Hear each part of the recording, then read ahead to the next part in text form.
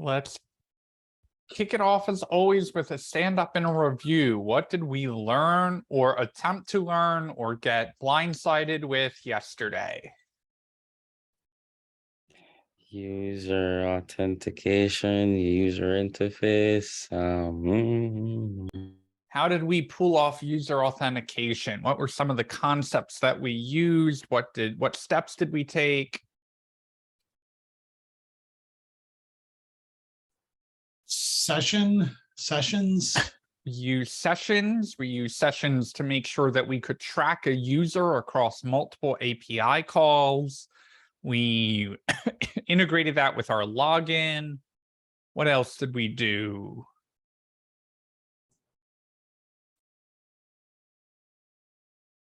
What did we do in the front end?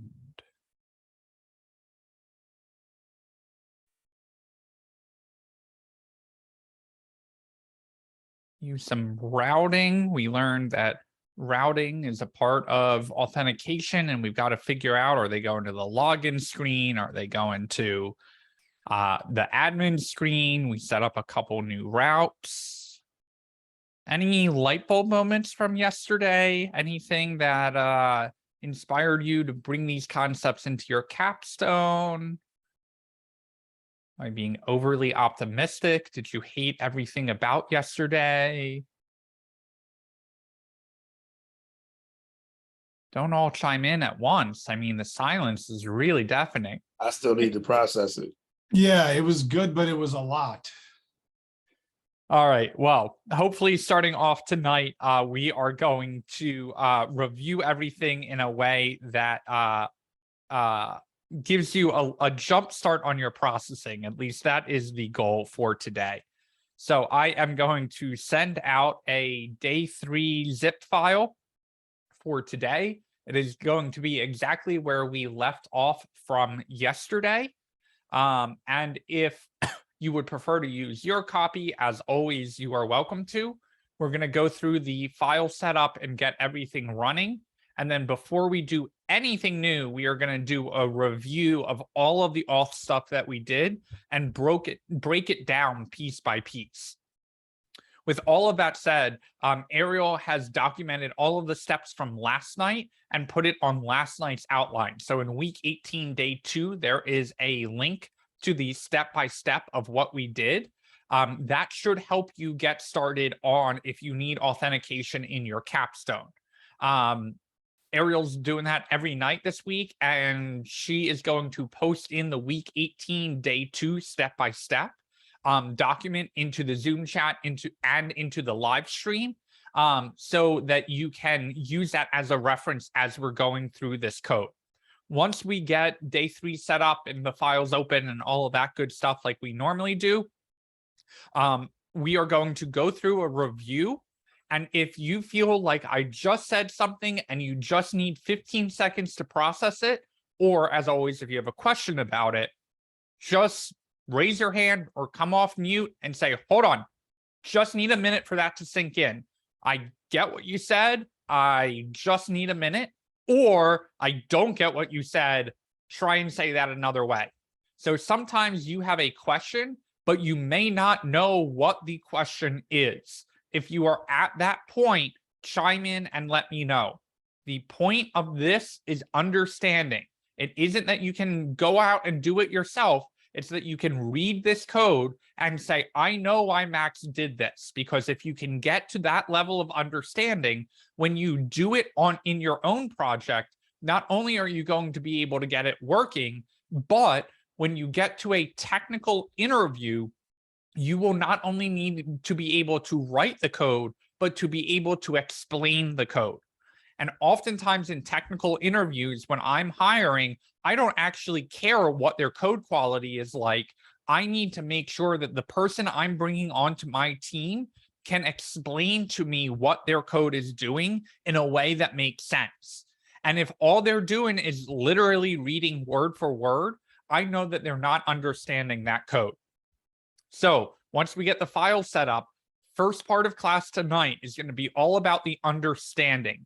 And if that understanding just takes a minute or two to get through, or if you think you understand it, but want to test yourself by saying it back to me and having me confirm it, that is okay. This is a leveling class tonight. We're going 180 of where we are from yesterday. Yesterday was let's get it done, let's get it working. We'll worry about it later. We are now at that worry about it later.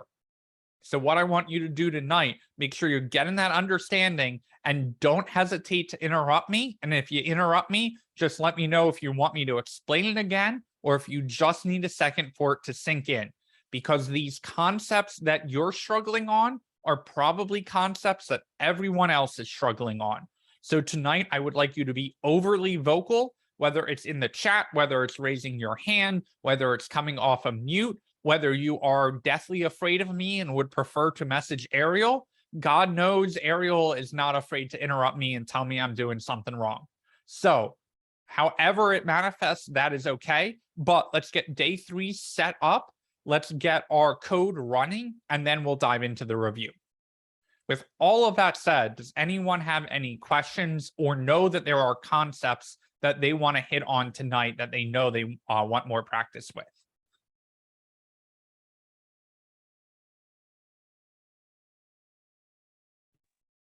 I don't know. I feel like I understand mainly everything, and I feel like I understand it. But I feel like SQL really threw me off. Okay. And it seems so easy. But maybe like why I need a database, or like I don't know how to incorporate that part. Yeah, we can definitely touch on that. Anyone else?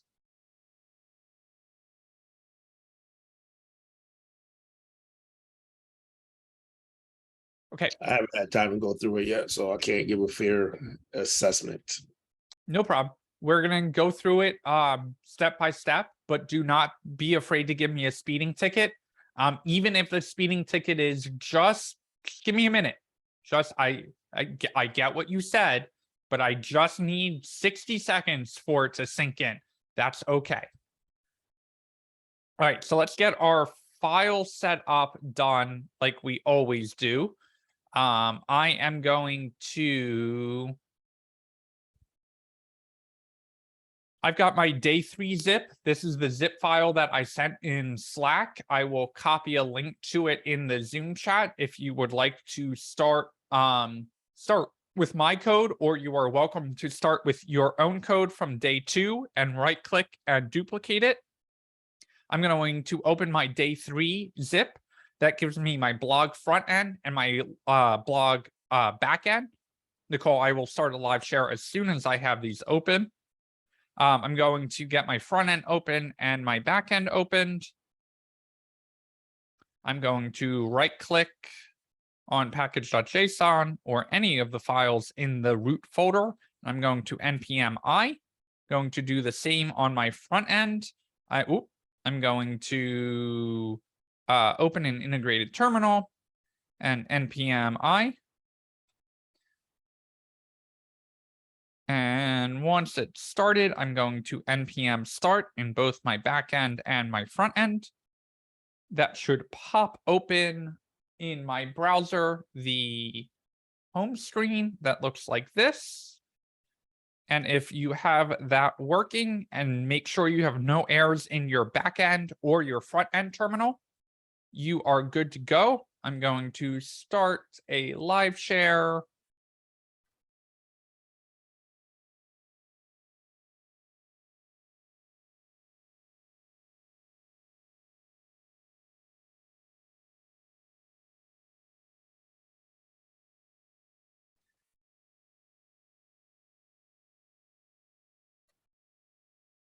That has been posted in Zoom and in Slack if you would like to pull open the live share.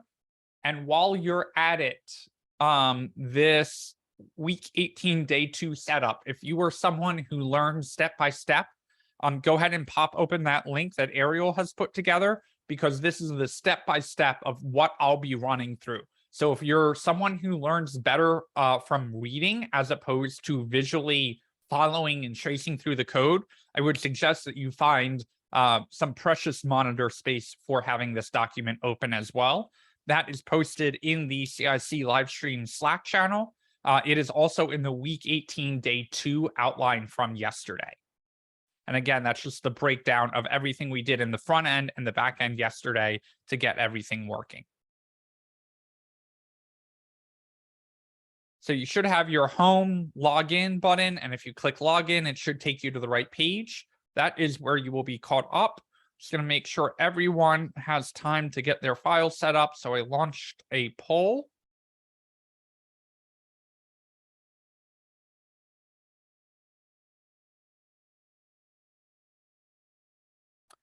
If your backend is crashing, reminder to everyone to go into the db.js if you're using my files and change the username from Hack Upstate to your own username. Once you do that, if your backend is still crashing, please raise your hand and we will go through a live share to figure that out.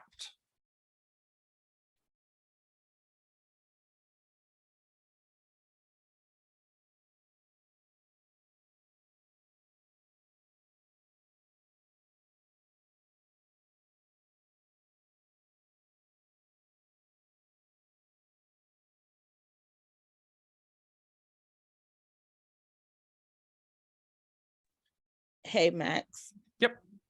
All right. My answer for most of the night is gonna be I'm going along. I'm listening, but unfortunately I'm stuck at like working late today. So I'm watching, I'm on, and then I have plans to go back through. So that's gonna be my vote for the No problem. Thanks for the heads up.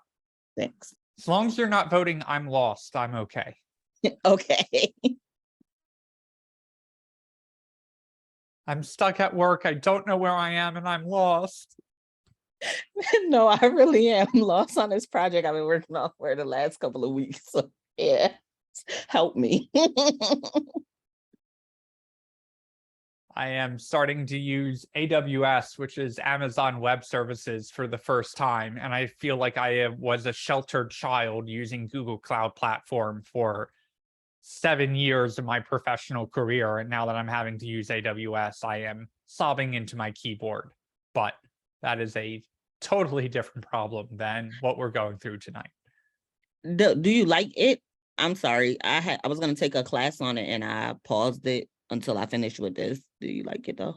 Would you like the answer as your teacher or as someone who actually has to use it at work?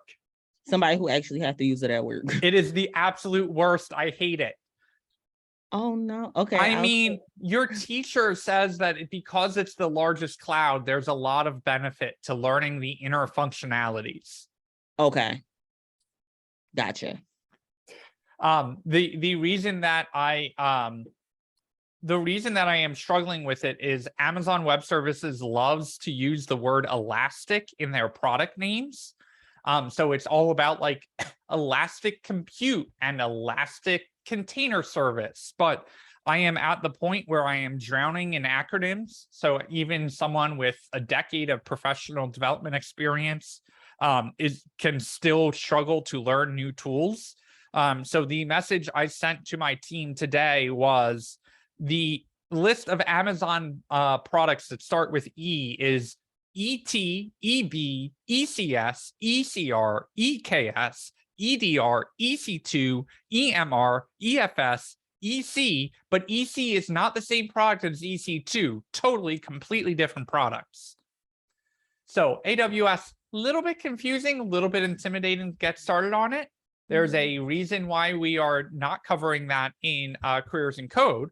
However, familiarity with a major cloud is certainly a major benefit and something that you can put on your resume. So whether it's a certification in Google Cloud Platform, AWS, Amazon Web Services, or Microsoft Azure, 3 of the largest private clouds globally, going into that is something that you may actually want to consider post-graduation is, hey, this cloud thing is kind of cool, or I liked what Nathan taught in terms of DevOps, development operations, and getting things deployed and configured right and all of that stuff. That is totally something that you could look into after the program, as is mobile development, mobile app development, or specializing in database design and database engineering, or going into project management.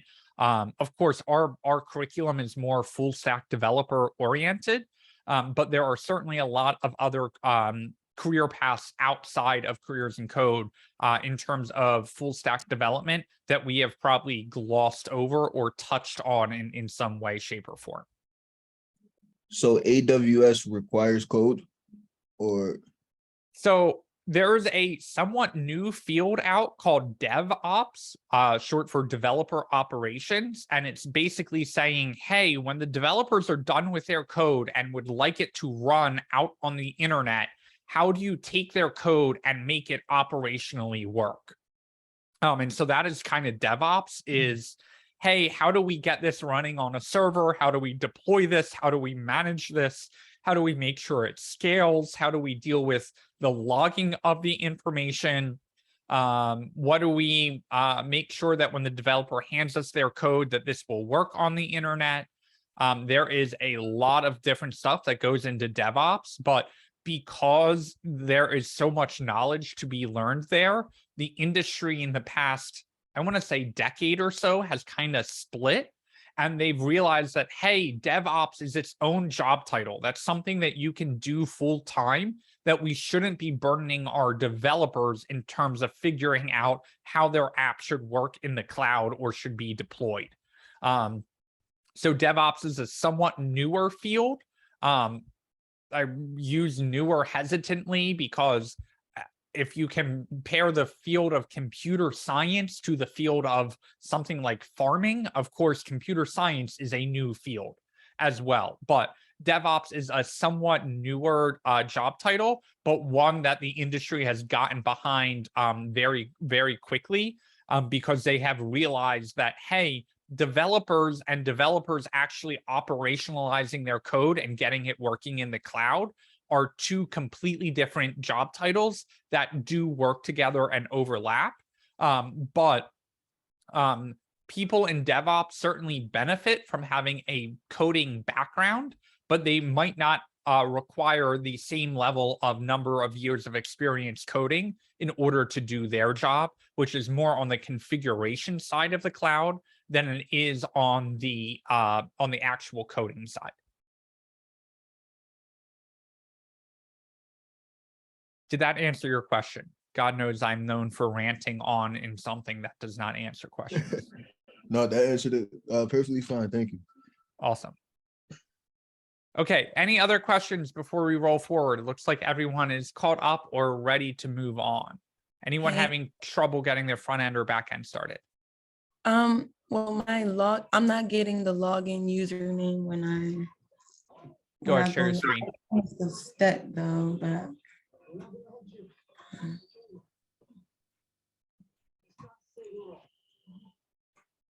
I don't have my React running, so I think I need help with that. Sure. Go ahead, share your screen. Let's take a look.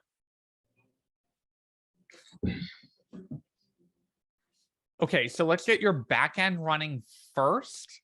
So Okay. in the backend, go ahead and do an npm install.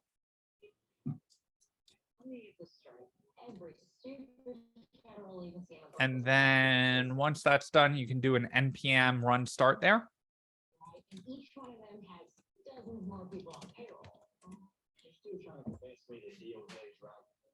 Okay, and we immediately get a crash around session user ID. So because we have session user ID there, I know that in our db.js, you have the wrong username. So instead of this saying SM blog, it should be the username of your account. My account. Yeah, so I'm guessing it's going to be, yep, first name and last name there.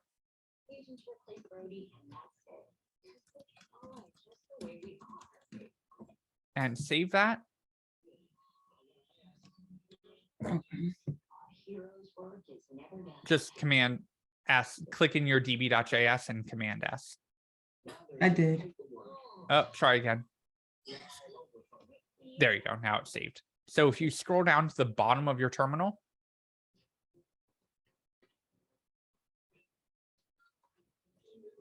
I think I am down there. No, I think you're at the top. Oh. There you go. Okay. All right, we're still getting an app crash. So scroll up just a little bit for me. Oh, you know what? There's a weird letter right here. Oh. Try and delete that out. You may have hit like option something and accidentally typed that. Save and scroll down to the bottom of the terminal.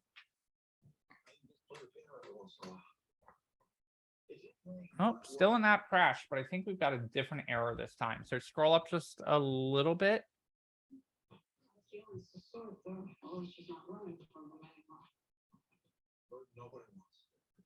Keep going. Okay, blog does not exist. It's something that I saw. So open your Beekeeper.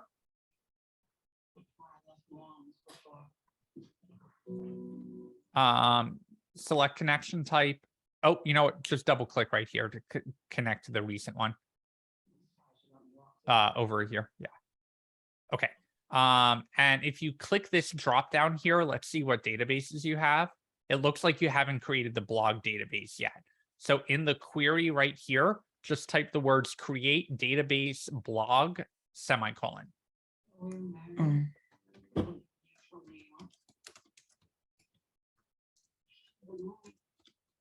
With a space between database and blog. Okay, and hit run down here. Okay, now our database is actually created. So if you switch back to your terminal over on the right, hit Control-C to stop it. And then up and enter to restart it. Okay. Now we've got a different error. Scroll up. Keep going.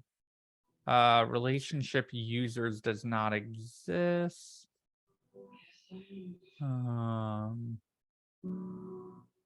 Let me just grab remote control for a second, if you don't mind. You're a step or two behind on the database, and I think that that's what's causing us problems. Select user db sync connected to the export.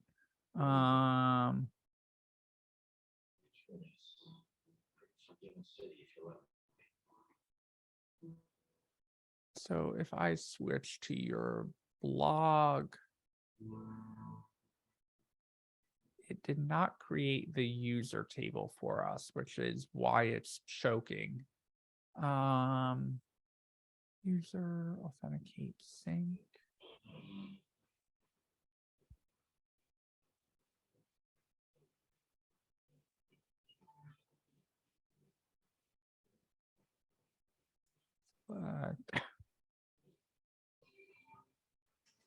Okay. What we're gonna do is just comment out the create first user. And I think that's gonna get the actual table created for us first. Okay. So if I refresh over here, no, why is it not creating your user? Create if not exist sessions, user.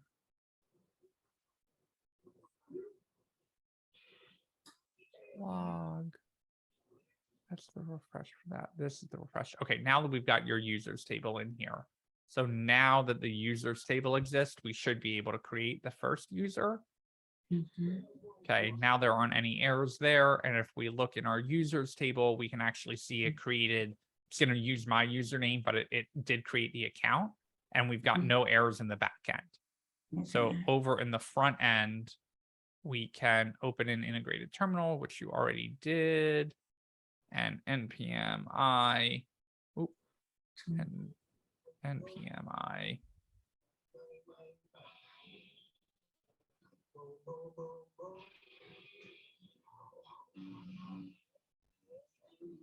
And then once it's done installing, we can do an npm run start.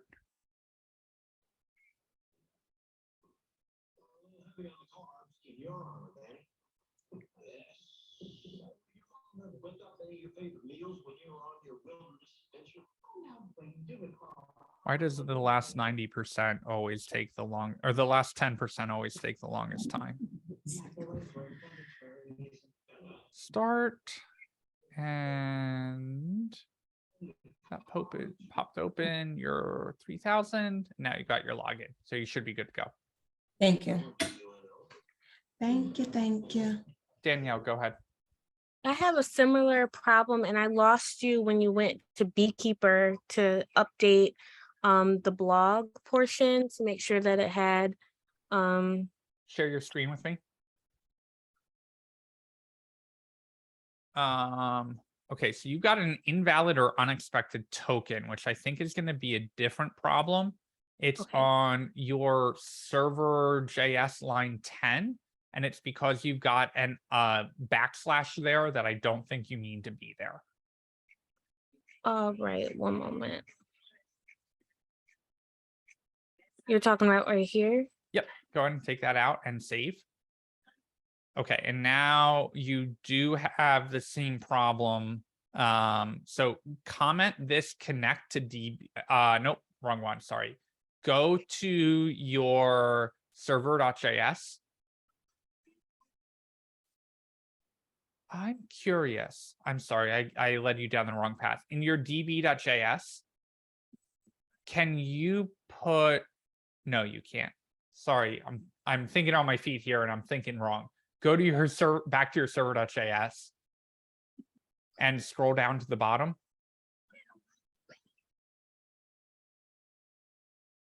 And we're going all the way down to the create user. And what's happening here, go ahead and comment out 73. What's happening is the database connection isn't ready yet.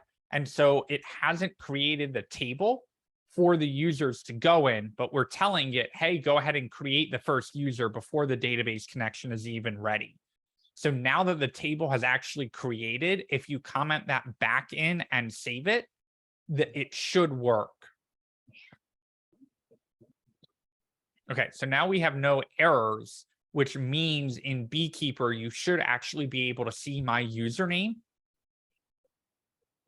If you click the little refresh icon next to the entities, not that one, if you hover, yep, that one, you got it. Now, when Okay. you open up users, you'll be able to see, just double click on the word users. Now you'll see that it actually created the user that we're looking for.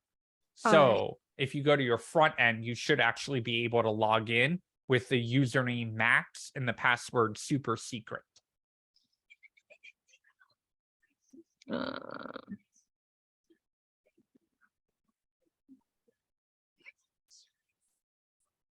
Front end, just go live and try that. No, in your front end, it says that it's running on 3000, so it should have opened up. Mm, If I it don't isn't, know. just go to Chrome and open a new page that says localhost colon 3000. Oh goodness, it's blocked. The bar is in front of it. Just hit Command T, which should open a new tab.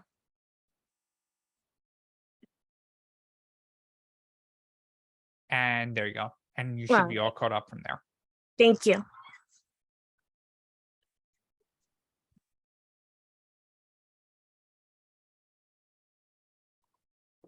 Sorry, I just found out a friend that I went to high school with just got killed in New York City, literally run over by a truck on a bike. Oh, wow. My condolences, Max. Oh, I'm so sorry. Was he the aide for Como? No, no, she was literally on a city bike in New York City and someone ran a red light in a tractor trailer and ran her over. Oh, That's- I'm so sorry to hear that. Condolences. That's how my friend passed away. Too sad. It's just, sorry, came out of the blue. I just Yeah. got a text from another friend who was like, did you read this article? So, Moment, Max, because that's crazy. My uncle got killed in a similar manner.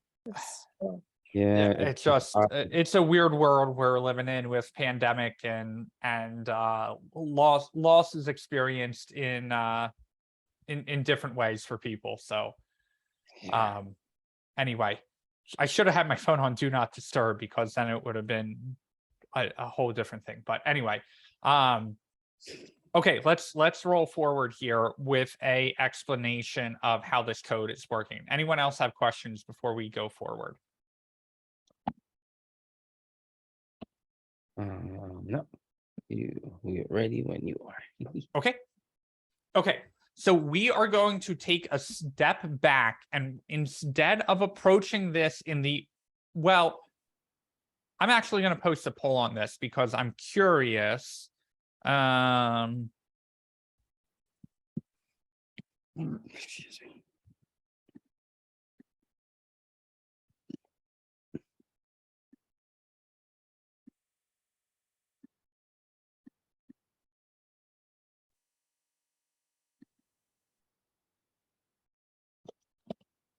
So I'm going to launch this poll. I am curious to see which way do you think would help you understand the code from last night better?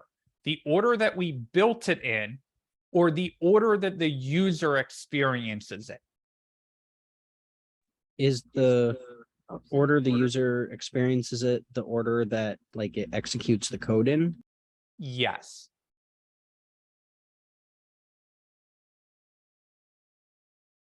Can you ask the question again? I'm sorry. Yeah. So is it better to approach this code when we explain it, thinking about, hey, what order did we get this to work in?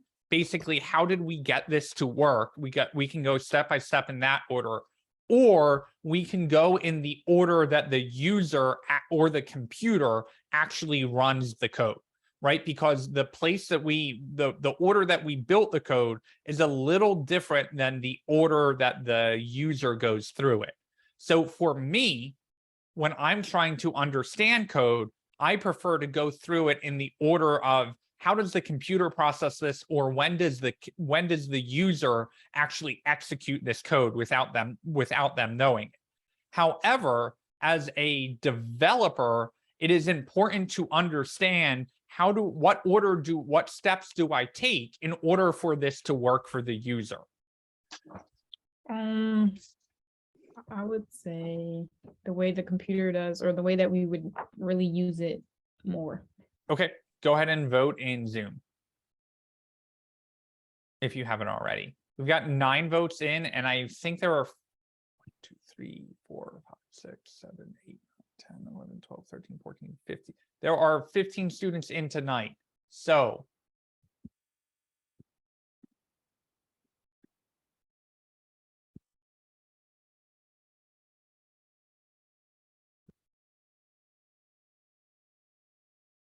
we can kind of approach it as both. I'm hoping that after the first pass of it, you won't need the second pass of it. But we will see where we're at. I've got 12 out of 15 votes in. Yeah, 14. Somebody's logged in twice. Yeah, I was trying to figure out. Yes, I logged in twice. I'm sorry. Oh, okay. I was like, there aren't 15 students in the program. How are we getting to 15? Oh, and I literally could not make this stuff up. It's split. You I can did vote, vote twice vote. though. Yeah, I was gonna say you can vote twice. You're No. the tiebreaker. So here, let me that answers it. We gonna do both, right? Ariel jokingly said, I told you I was trying to take the cohort twice. But Ariel, as someone who has actually been through this program and has suffered through me as your teacher, which way makes more sense to you when I explain it? Experience. Okay, so we're going to start with experience. And if we get through all of that and you still feel like you understood everything that I said, but don't actually still understand it, let me know and I will go through it the other way. Sound good to everyone? Deal. Can we do numbers like we did the last time? We sure can. I'm not going to do line by line comments because I think line by line comments are something that when you write them, they make more sense to you. But at the same time, it's helpful as the user to kind of think through, like, the order is all the same. So if you want to go back and as extra practice, leave the comments in there, I would totally encourage you to do that. But I am going to get started. I'm going to open my app.js, right? Because my app.js is kind of my starting point. That's where everything fires off of. I am also going to open my server.js, so everything fires off of that. Now, what we do on our back end, before anything can happen on the front end, before anyone loads our app, we've got to go through the setup first. So what we do is we go through number one, which is our Express setup. This includes cores, body parser, and bcrypt, plus our sessions. So what we do, we require Express. That comes in from NPM. Because it is not a file path, because it does not have a // in it, it knows it's coming in from NPM. Once it comes in from NPM, we've got to actually use it. So we say, hey, Express, make a new server. We then pull in cores from NPM, and we say, hey, Express server, go use cores. Now we're going to come back to this credentials true in 1 second. The computer runs that and it stores it, but we're not actually using it yet. So we're going to come back to that. Then we set up body parser by pulling it in from NPM and telling it, hey, when the body comes in, parse out the JSON. Then we pull in bcrypt, which is our password encryption, and we don't actually use that yet, but we pull it in. Then we do another setup. We pull in Express session. Now, anytime we require something, of course, we have to npm install it. So this is the order that the computer runs it, not necessarily the order that we got it all working. But whenever you see a require package name, you know we have to npm install it before we use it. So the computer's chugging along here. It's like Express session. Sessions are how the server keeps track of a user across multiple endpoints or routes. So we do require Express session. Then we pull in the database. And the database is like, whoa, that's a different file. That's not just NPM stuff that we're pulling in. That is the database itself. So before we move on, let's go figure out what's going on in the database. So this is going to be number 2, which is DB setup. So DB setup comes over to db.js and matches the number 3 step, which is setup DB models. So we come in here and it goes require sequelize. I know how to require sequelize. That's an NPM package you install. Now we come in and we connect into the database. Okay, we're going to use your username. It's on port 5432, which is the Postgres default. We connect into the blog here, and we store that in something called DB. Okay, now we come in and we require user, and we send in the database, but hold up, this is another file. We need to know what the user looks like. So we go into number 4 here, which is we pull in the data types so that Sequelize knows what columns we're using. Then it comes through and it processes the model out. And it says, okay, ID, it's an integer, it's a primary key, we auto increment. It also comes in and says we need a username and a password column. Now here is our first pause point. We've got this code in here. How do we know this code is working? This is all server setup, but this is the first time where we've been able to pump the brakes and say, hold on, how do I know this is working? Where can I go to look under the hood to see this? Is it modular exports? No. Nope. Where can we go look in our database? Beekeeper. Beekeeper. So we're gonna hit the pause button.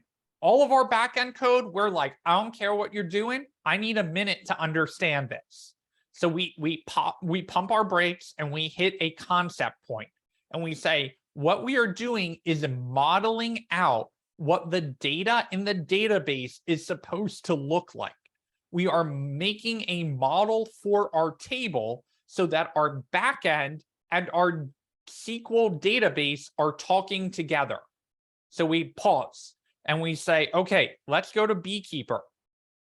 We open up Beekeeper, I connect to the default database and I change it to the blog. Where is this blog coming from? It's coming from our db.js. Okay, now we said the users table should have an ID, a username, and a password. So we go to our users table and we look and we see we've got the username and password. And if we click on this little drop down here, we're able to see username and password are a varchar. Varchar is the database term for a string. We also see int4. Okay, that's coming from our ID integer.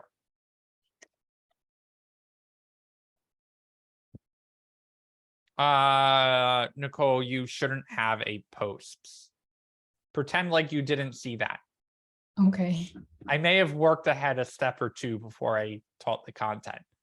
I was gonna ask, but I figured. No, it's a good question. Anything that you see on my screen, it is worth asking a question for. Okay. I figured though. All right, so let's look over here. Do we have any questions up until this point?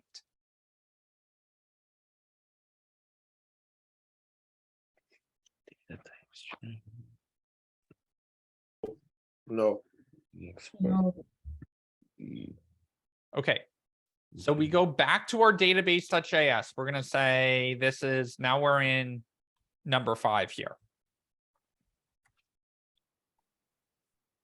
So now we've got to connect to the database, right? We've told it what the user should look like, but we haven't really told it, hey, go connect. So we put this in a try here and we say, hey, database, go authenticate. Well, how does it know where to authenticate? This database is coming from here. It knows to authenticate based off of this information. So it says, hey, if I've authenticated, let's wait for the authentication to work. And when it has, we console log out connected successfully. But if I haven't authenticated into the database, I'm going to console error out DB problems and show this error. And this error may say, hey, the blog database doesn't exist, or you're using the wrong username, or I'm trying to sync something in and it ain't working, or lots of different reasons why we may not be able to authenticate, but our error message in the console would show that right here. But if everything does authenticate, we then sync in our models.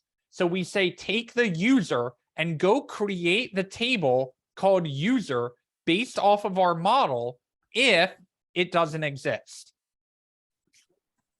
Zach, go ahead.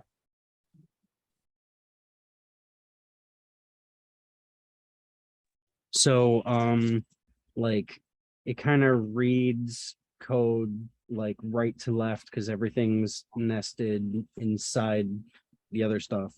So when you have like console.error and then it's console.error panic, it reads that like console.error panic and then inserts that into console.error error. Yes. And console.error is just a more assertive log. So console.error is just like console.log, except that it may show up in red text, or it may be easier to pick up because you're explicitly labeling it as an error instead of just a generic log. Okay. And if you didn't have like the panic database problems, it would still output the whole error details, which are being caught right here. It just wouldn't put out this string. Okay. Cool. Thank you. Doug, go ahead. In the DB sync, Yes. So that creates the tables, but once the second time we run it,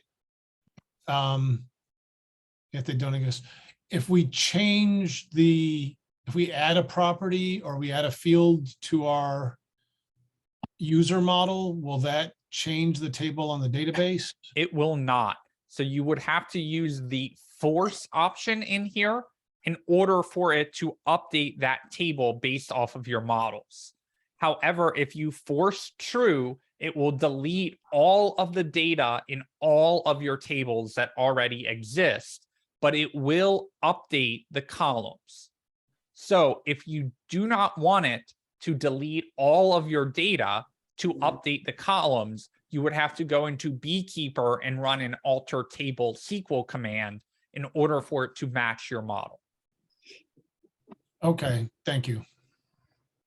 But if you're just playing around with data and you don't really care about the data that is saved into your database, putting a force true in the sink there's absolutely nothing wrong with that. All right, thank you. Zach, are you asking about the username and password that we create at the bottom of server.js? Okay, so that would still be created because after we connect to the database, we would create the user here. So it would delete the username and password out if we forced true, but when it was done forcing true, it would recreate the user here.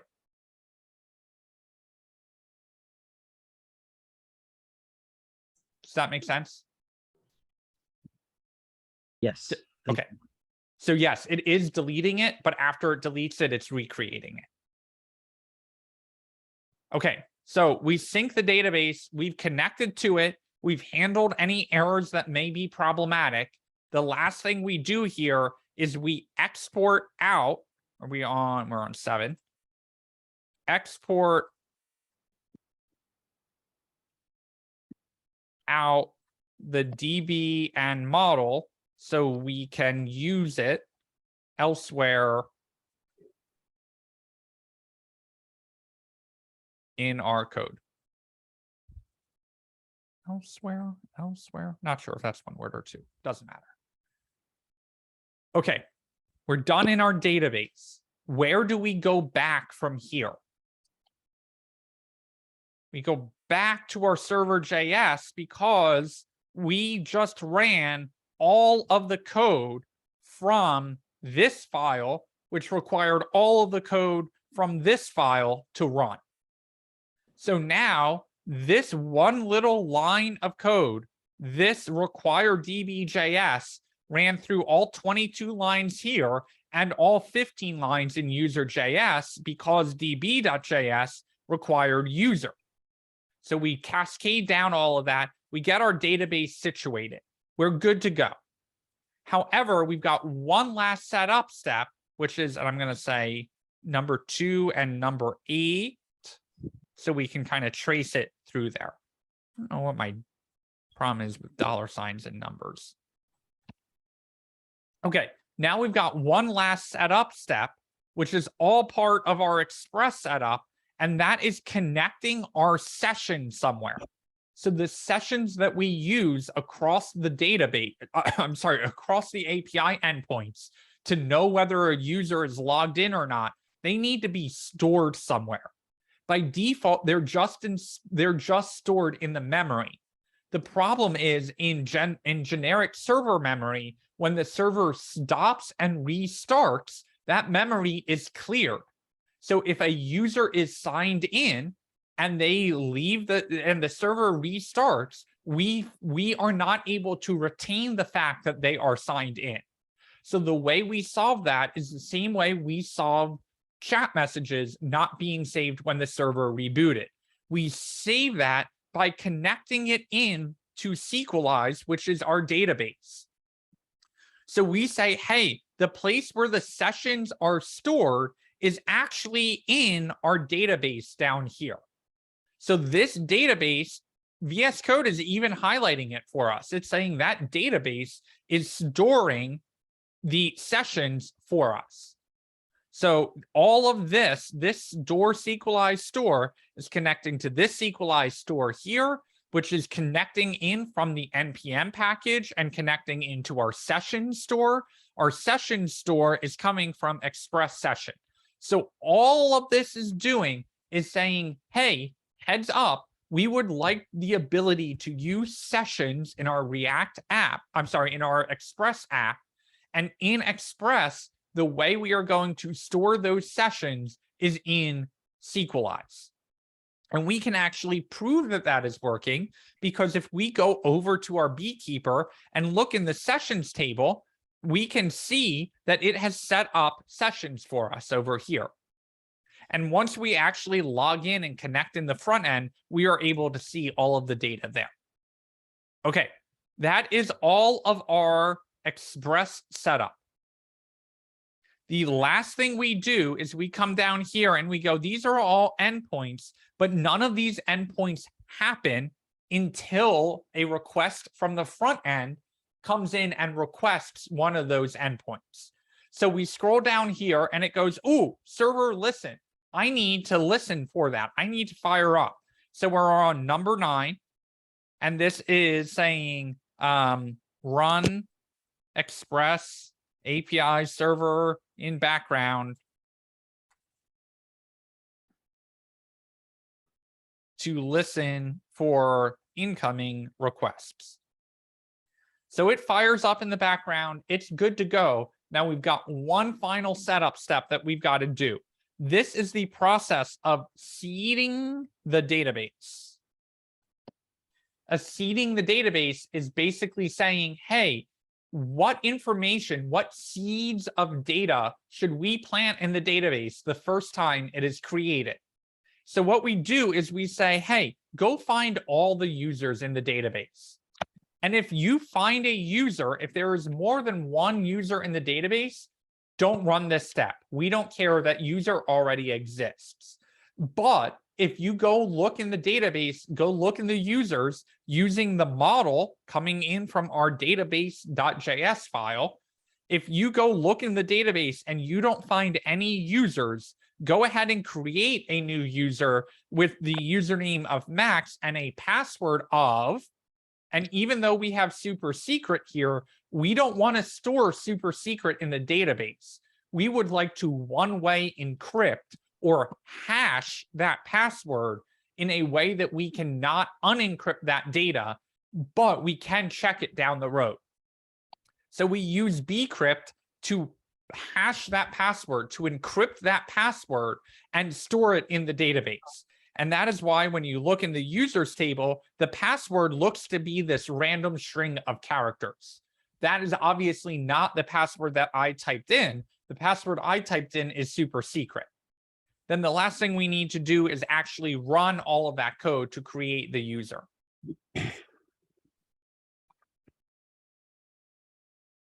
Okay, let's just take 2 minutes, breathe that code in, feel it run through your veins, and let me know if you have any transfusion rejection. Let me know if any of those questions come up. Really take a minute. Hopefully you have the live share open or a copy of your own code. Scroll through this. Is there anything that you don't understand, either from line 65 down or from 20 up?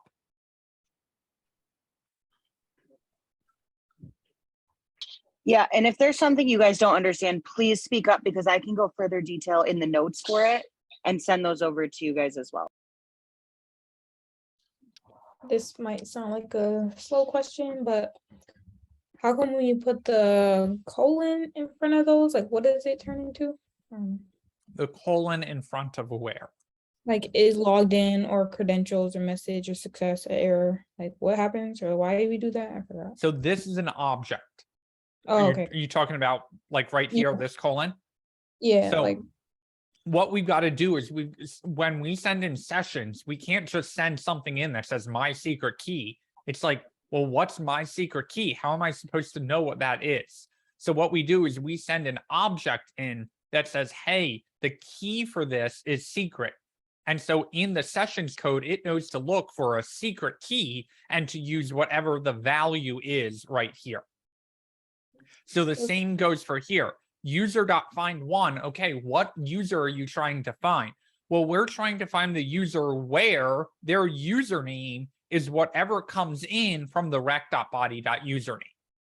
So what we're doing here is we are passing an object. Whenever you see curly braces in the colon, that is a key value pair inside of the object. All right, gotcha. Thank you.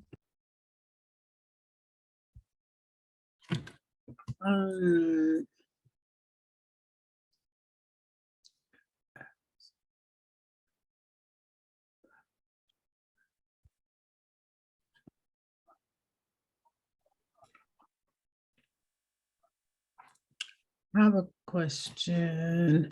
So now that you were explaining about raw true to Doug, I see that we have raw true here on 29. We're going to get to that in 1 second. Oh, okay. And so everything from like 26, well, I should say from 21 down to 58 gets ignored. So 21 through 58 gets ignored until the front end makes a request. Oh, no, what I was going to say is that is with 31 to 43, that's what we would consider nested. Yes. Okay. So this else statement is nested. I'm sorry, this if else statement is nested in this parent or outer else statement. And we know it's nested because it's in between these two curly braces. And because of that, it's indented another level in. So all of this code, everything through 34 through 43, the computer doesn't even try to run if it cannot find that username. So it's basically saying, we don't care what password they said their password is. We don't give a crap if they don't have a username. We don't care what password they told us to use. Okay.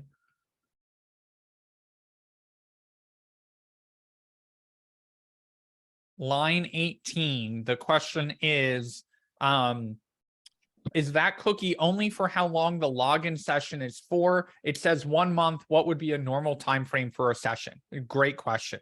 Yes, this is basically making the cookie expire. When the cookie expires, the session can't figure out what session it is. So the session effectively expires when the cookie expires as well. There are all different kinds of lengths for what would be valid for a session. If you think about when you sign into your bank on a computer and it pops that thing up that says, hey, you've been inactive for 30 minutes or 60 minutes, we're going to automatically sign you out. That session could be as short as 60 minutes. Or you could say, oh, I signed into Facebook 5 years ago and I haven't signed out since. That's also very valid well, you could make it valid for 5 years or 10 years. And if you don't really care about the user signing out, you could make that session valid for as long as you want it. So there is a more complicated answer to that, which is you can actually make your sessions refresh so that right before they expire, you try and see if they're valid, their login is still valid. And if it is valid, you go ahead and refresh it. But your question, so it depends on the type of site and security. Absolutely. And there are some sites like financial sites that you would want either sessions to expire quicker, or you would want to figure out refresh tokens, but it very much does depend on the site. And if you think about it, any site that you've used in the past, I'm sure you've experienced those sites that automatically log you out after an activity. But you've also had sites like Facebook that once you're signed in, they want to keep you signed in for as long as you would like. So it really does depend on the site and the type.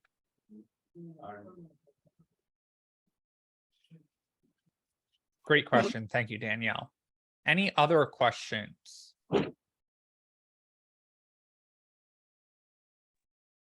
Max, not pertaining to this exactly, but you know how we went through my data and I had to get the cookie from out of the network tab. Is there a way to get the cookie programmatically and then insert it?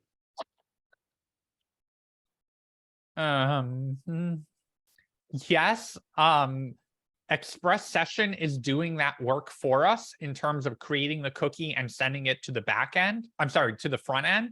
And then the front end is doing that in reverse. When we do a credentials : include, that is what is pulling the cookie session information and sending it back to the front end. There are two ways that we would be able to snoop into that cookie. The first way would be in Beekeeper in the sessions table. Once we sign in, you'll actually see the cookie data sitting here. That is what is making the backend be able to keep track of a user across the session. You would also be able to view that cookie data in the front end in the Inspect Network tab, which I know you're already familiar with, but that cookie will have an ID, and that ID will line up with the data that is in the database. So behind the scenes, if you're interested in how the cookie is working, you can certainly use developer tools on the database side and on the browser front end side to get more information about that cookie. But it is not completely required to be able to do to understand all of that manually, because Express Session and credentials include are doing most of the heavy lifting for us. Right, but for example, like I go to the Wegmans or the Top site, and they have their cookie that they're sending back, and I need that cookie in order to make my fetch. Correct. I So can get by yes, doing you could get that cookie the exact same way. So if we sign in here, what you're going to see is in the database, this is everything the cookie is keeping track of. And you can see the session ID is what it's tracking there. And then this is everything the server is keeping track of, including the user information that I just signed in with. However, if you look in the inspect and go to the login status and scroll down, you will see that the cookie is sending back some session information. And this session ID will line up exactly with the session ID in the database here. So from the Wegmans perspective, when you're pulling data from Wegmans, you can only see the cookie that the browser is sending to their API.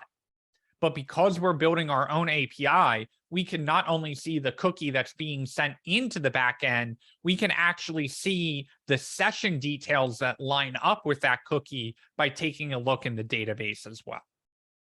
Thank you.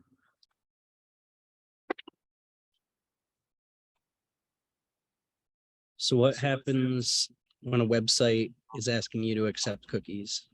It is saying, hey, we would like to be able to keep track of you across multiple pages or multiple API calls. So your browser has a way to block that by default and say, no, I would like this site to not have any details about who I am. So by blocking the cookies, you're basically saying this site's backend is not allowed to store any information about me in the front end browser. No. Now, there are ways around that. There are ways that the backend can track you using your IP address or some other methods. But a cookie is basically saying, hey, backend, hey, front end, please store this information about the user and include it when you make more requests to the backend. So I have some context in terms of who is making the request or what user is signed in or that kind of information.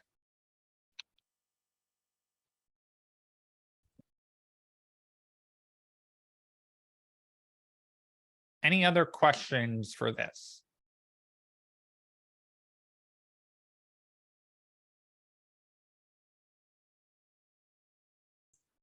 So everything that's happened so far is before the user even sits down at their computer.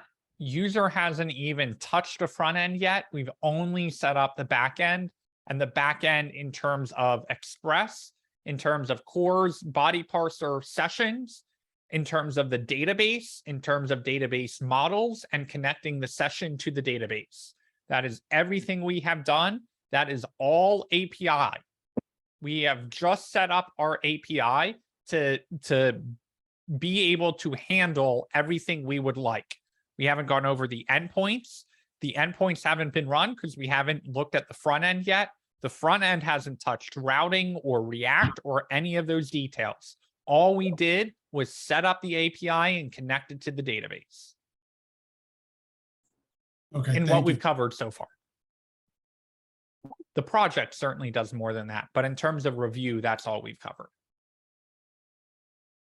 All right, take a step back before we roll forward here. Is this something that you're feeling confident enough that you can go through this code as an example and use it in your capstone? That is the standard that we're shooting for tonight.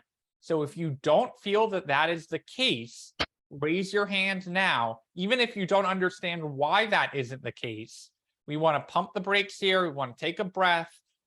Is there anything here where you're like, still need a little bit, just give me another nudge, review that again? So you Zach, go talk ahead. about 1 through. Later.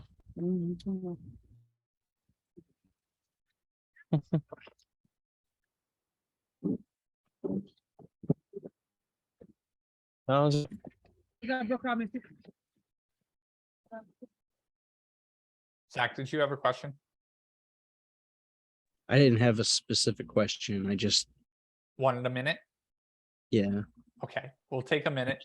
And Christy, go ahead and ask your question. My question was just 1 through 10. 1 through 10, you want another review through? No, you're saying 1 through 10 is what? 1 through 20. We didn't number that high. Oh, I'm sorry.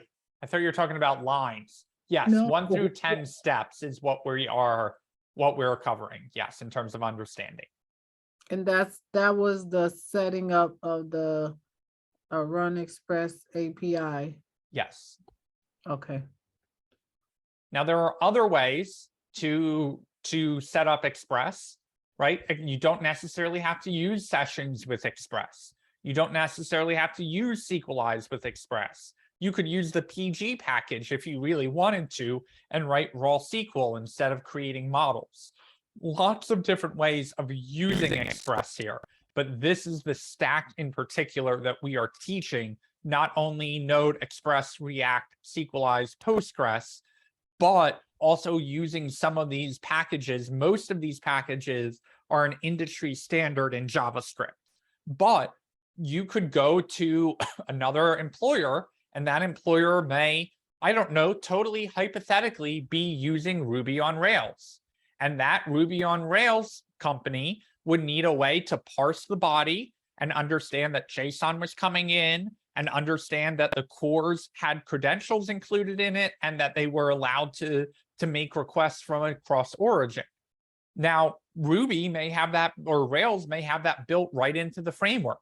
You might not need to npm install that package, but cores and JSON body and even password encryption and sessions stored on the back end are all 4 of those are concepts that would be applied in almost any server-side programming language.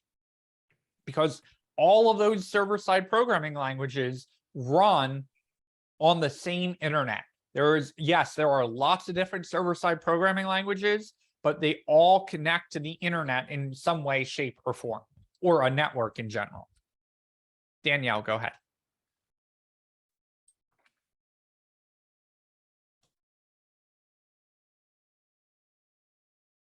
I'm sorry. I understand how you went over it like as the user, but now can we go over it as in the form that we created it? Because I'd like to know why we took those steps. Like, yeah, so I'm going to try and get through the entire approach. And the only reason why I'm pushing back on that is because while this makes a lot of sense in terms of the computers running it this way, we haven't gotten to the user at all, right? We haven't gotten to any user interaction. This is all boring project setup where you're like, okay, but why do we do this? And the answer is because we've got to set up the project, right? But when we take that other approach of, well, we do this because, you know, core stopped working or core's through an error, that's a different perspective. So we're going to go through the final 2 steps here, which is we've got to log in a user and we've got to check to see that they're logged in. Once we get through those 2 steps, we're going to go through all of the code in the order that the computer runs it. And then we'll be able to kind of rewind everything and go back in the order that we built it instead. But I want to get through that entire technique of let's make sure we understand this code in terms of how it runs, and then we'll rewind and take that other technique. All right, I'll hold off and wait to write my other notes then. Okay, thank you. The only reason why I'm pushing back on that is I think you're going to get more light bulbs as we actually hit the code that matters in terms of, yes, but what happens when the user logs in? How do we know that that user is logged in still? Once we get to that, it will be easier to go step by step through the, well, here's why we did it in that order. All right, do we have any other questions before we move into the actual login? Zach? For step 3, the database models, is the database model like the table itself, or is it the data in the table? So the model is whatever is defined in db.define. And the point of the model is to tell our JavaScript what the model of our table looks like.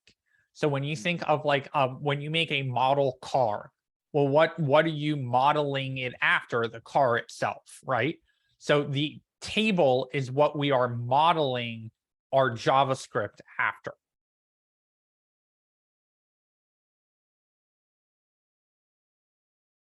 Did that make sense? Or should I say that in another way? Maybe another way. Okay, so basically our database has a table and that table has a structure, right? So when we look at our beekeeper, we know our users has an ID, a username, and a password. But what we need to do is give our JavaScript code a heads up. Hey, when you go into SQL, what is that SQL table structure going to look like? So what we do in our user.js, we define a model and we say, hey, when you look in the user table, what you're going to find is an ID column and a username column and a password column.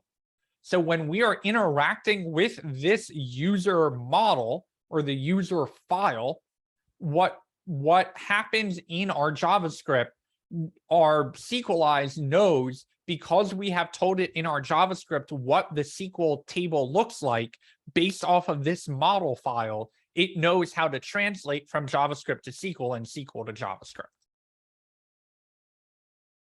So we're just telling our back end what the table looks like so that we can read, modify, and update information in that table.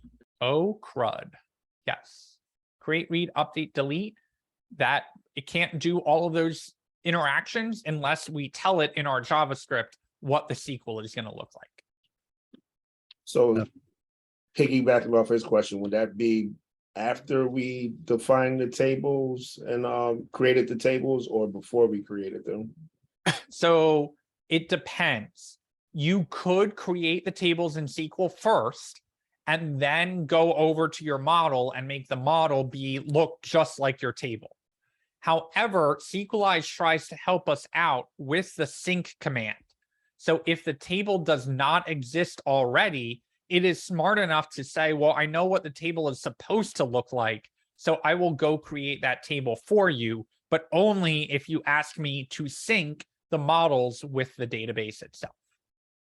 Thank you. Danielle, I saw a hand up. I basically had the same exact question that Larry had. Beautiful. Did you feel like you got an answer?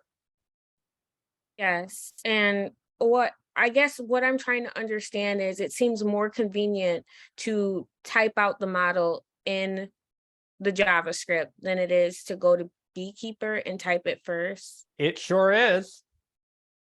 That is the perspective that I share. However, it is important to know what SQL is, because oftentimes in jobs, they either may not be using an ORM, the object relational mapper, which is what Sequelize is. That's the category of code Sequelize falls into. But there also may be times that you need to interact directly with a database. Maybe that database doesn't have an API server connected to it. Maybe you're trying to analyze millions of rows of data that only SQL would be able to efficiently execute that command.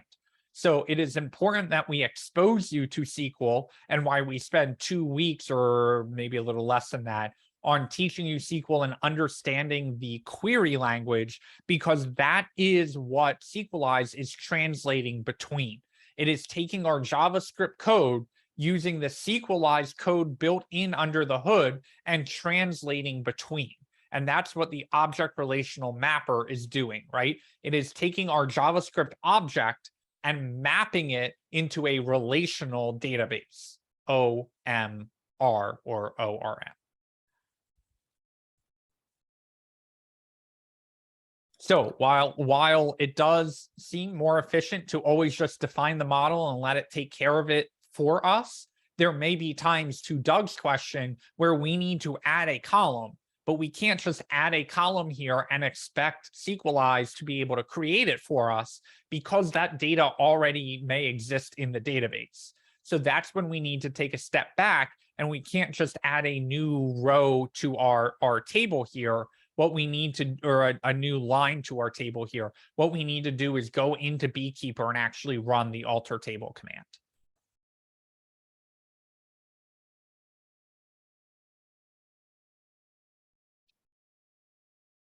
Did we get a light bulb? Did we get maybe something that was flickering and now it's flickering more frequently? Yeah. Definitely flicker. Less fuzzy is good. That's the objective.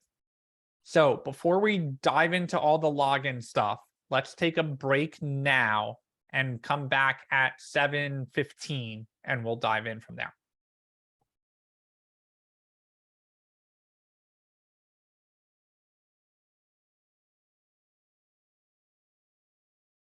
Dive right back in. So we got 2 more parts to get through from the user perspective, and then we will go through the step-by-step of how we build it from the developer perspective. So let me share my screen. So far, we've been all in the back end, right? We've been setting up the database. We got an Express going. We created some endpoints. We haven't actually used them yet. We got sessions set up. We got Sequelize set up. All of this setup of the back end is done and out of the way. So now we go to the front end. And the front end, we start in our app.js. This is all in React, right? So to get started, we've got our public index.html. This index.html, this div right here, the div ID root, is where React hooks into and takes all of our React code and dumps it into that div ID root. That is in the public HTML folder.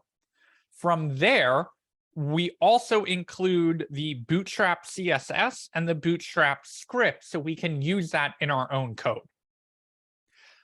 So from there, we go to our app.js, and what we do, just like we did in Express, when we npm installed some packages, we imported them.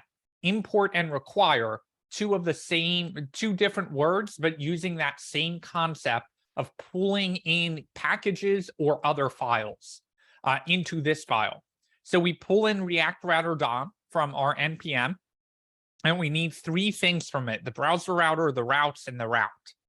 We also have to import the components that are going to act as each one of our pages. So what we do is we say, hey, return out the browser router routes, and depending on what the path is, that is going to determine which route fires.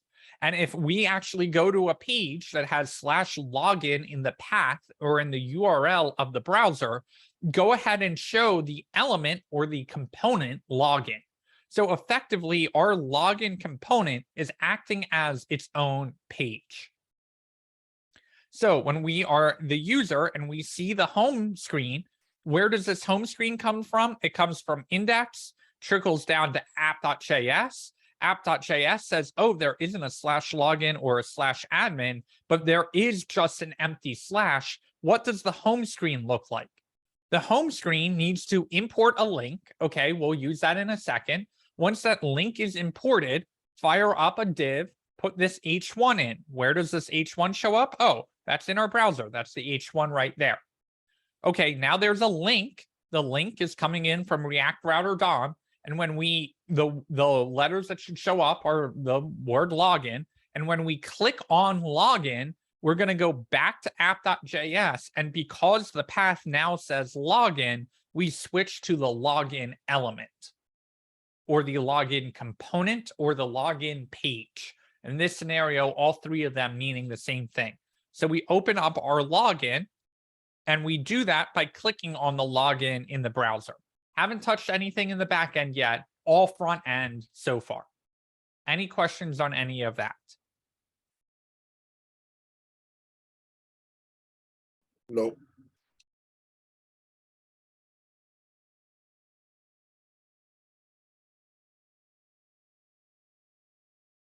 Okay, so we come back in here. We import some things. We import useState, and where do we import that from? React. That is, useState is built into React, but before we use it, we've got to import it. API URL, where does that come from? Oh, that's a /. That means there's a file path coming. So if we look over in our app URL.js, we see that we defined localhost 3001 in a separate file. The reason we did that was so that when localhost 3001 changes to another URL, we can update it in one place and have all of our API calls automatically use that. So we go back to our login.js. Our login.js has useState, and it's an empty string. It's an empty string because username and password are going to start out as empty fields. We also set up our error so that if there is an error that happens during our login, we've got a place to show it. Then finally, we pull in useNavigate from our React Router DOM. We are basically saying, hey, we would like to be able to programmatically navigate the user to another page without having to use a link tag. And the reason why you want to do that is after they log in, we want to be able to process and send them to an admin screen if their login is successful, but only if that login is successful. Okay, now from the end user perspective, login is defined here, but because it's in a function, the computer says, I know what login is. I don't do any of the crap in here until you tell me to actually run this. So we skip everything in login. Don't worry, we'll come back to it. Then we come down to the return and we say, okay, there's an H1 and we want to create a form. And when that form is submitted, then go run the login function. So from there, we create our labels and our inputs. Now our inputs, we need to be able to get the values out of it. So to be able to do that, we not only tie the value of the username to the useState that we set up here, but we say, hey, whenever this input changes, that is going to trigger an event. That event is going to happen on a target. That target is the text field. So from that target, get the value out of that text field and set it into the username. Well, where does set username come from? That is also coming from our state. So whenever a letter is typed, go ahead and set the username to that new value in the state so that when we access username, it's always going to be up to date. Then we come down, we do the same thing for the password. We tie it to this to a value in the state. We say when it's changed, that's going to be an event. Go ahead, get the target, get the value from that target, set it into the password coming from the state. And finally, we say type submit, and we put a login button here. Our login button is saying, oh, it's a submit. which means that means that button is going to submit the whole form. Because it's submitting the form, we're going to run the login function. Login function is this big thing right here. Pausing. Everyone a minute. Scroll through that code. Everything except the const login in login.js you should be comfortable with. So lines 11 through 38 we're about to go through. If you have any questions about any of the code in there other than 11 through 38, now is your time to process them, make sure you understand them, or ask questions.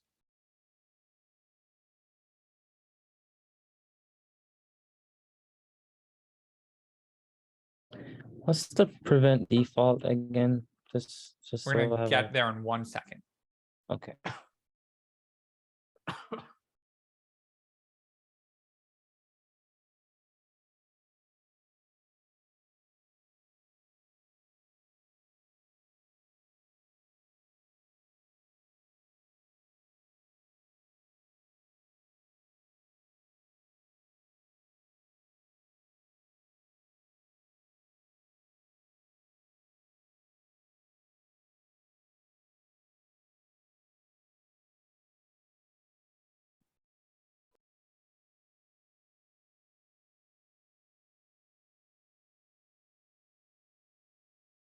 Okay, good to roll forward, or does anyone want just one more minute?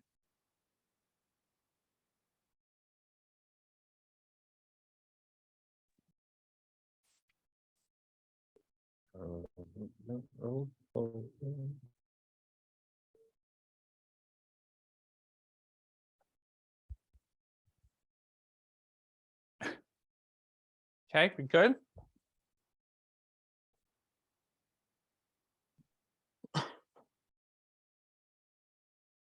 Okay, so now we get to the actual login. And so we started out with an async function. We need the async because we know there is some API call that's going to happen that we want to wait on until it's done. We then take the event, which is coming in as a parameter, and we say prevent default. Well, what's the default thing that's going to happen? When this form gets submitted, the page thinks, oh, I should go submit this form to the backend. But we haven't, that's not really how our code is set up. We want control to control how it gets sent to the backend. So what we do is we say, stop whatever you're going to try and do as the default thing. I want to control how I talk to my backend. So don't try and submit this form to the URL. Don't try and get fancy. Just stop it. I will take care of it. That is what the event prevent default is doing. It is telling the browser that event, that form submission usually does something. We don't want you to submit it. We don't want you to refresh the page. We want to take care of it ourselves. Now we go into this try. Well, why do we try it? Because there's stuff that can go wrong. The API server may not be running. The API server may not be connected to the database. There are things that could happen. So we have a generic catch down here. And when that catch triggers, because an error was thrown, we're catching the error, we set the error to login API call fail. That error, because it's getting set right here, is going to show up in our return right here.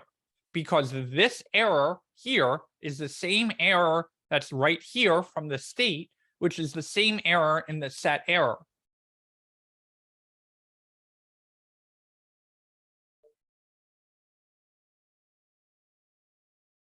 So I've got my set error here. I'm sorry, down here. That is what makes that error message show up in red right above the login screen, the login button down here. Okay, now we're handling the errors. So we get to the fun part of actually making all of this work. So we come into this try and we say, go make a fetch from our API URL.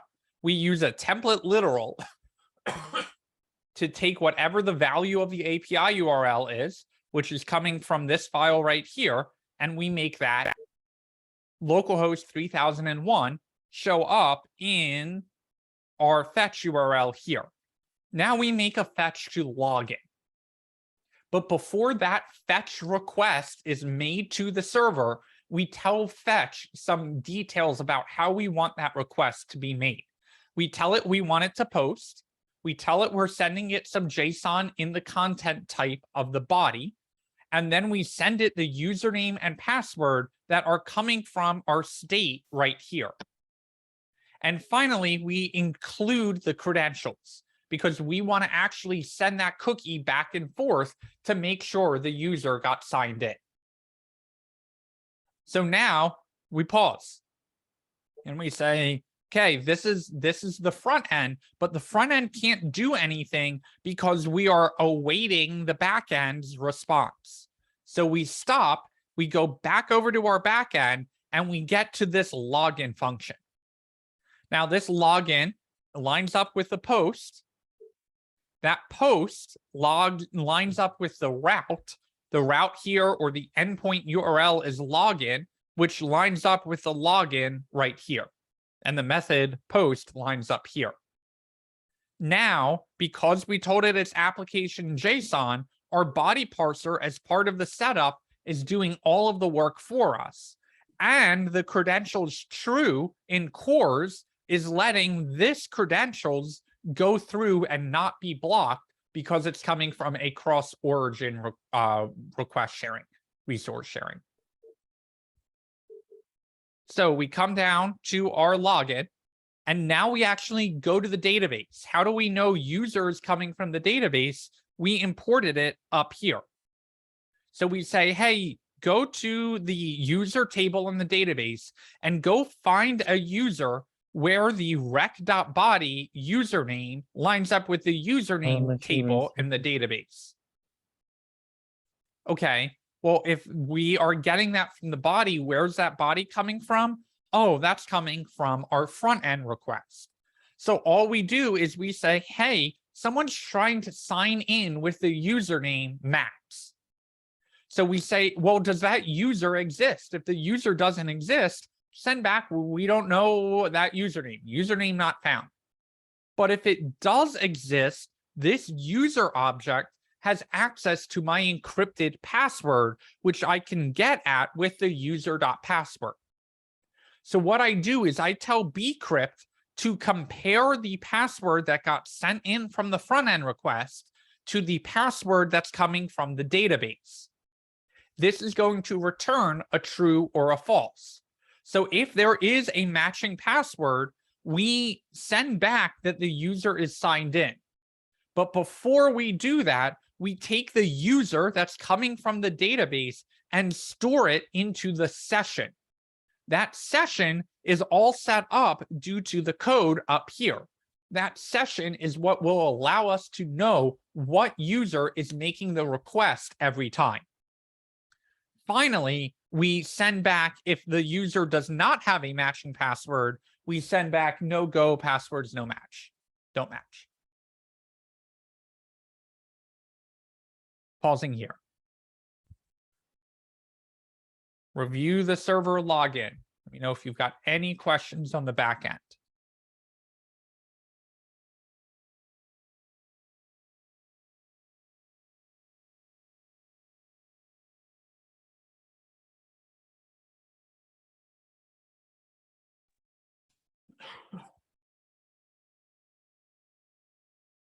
Again, capstone in the back of your head.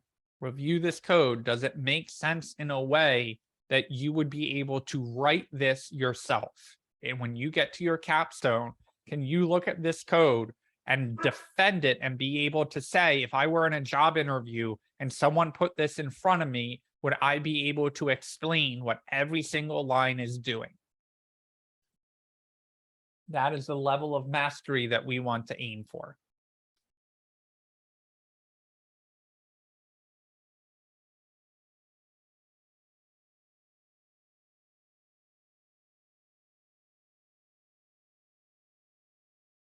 Go ahead, Doug. So up above where it sets up sessions. Yep. That all makes sense. But where does it start the session for this user? Just by storing the user into the session, that is what Oh, will there it is. initialize the session for us. Okay, thank you. This one line of code, if we forgot that one line, everything would break because the user we wouldn't be able to know on the subsequent requests if the user was logged in or not, unless we stored that user information into the session.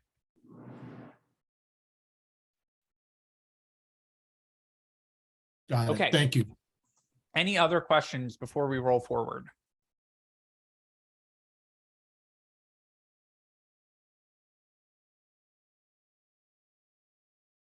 Okay, so we finally res.send something back.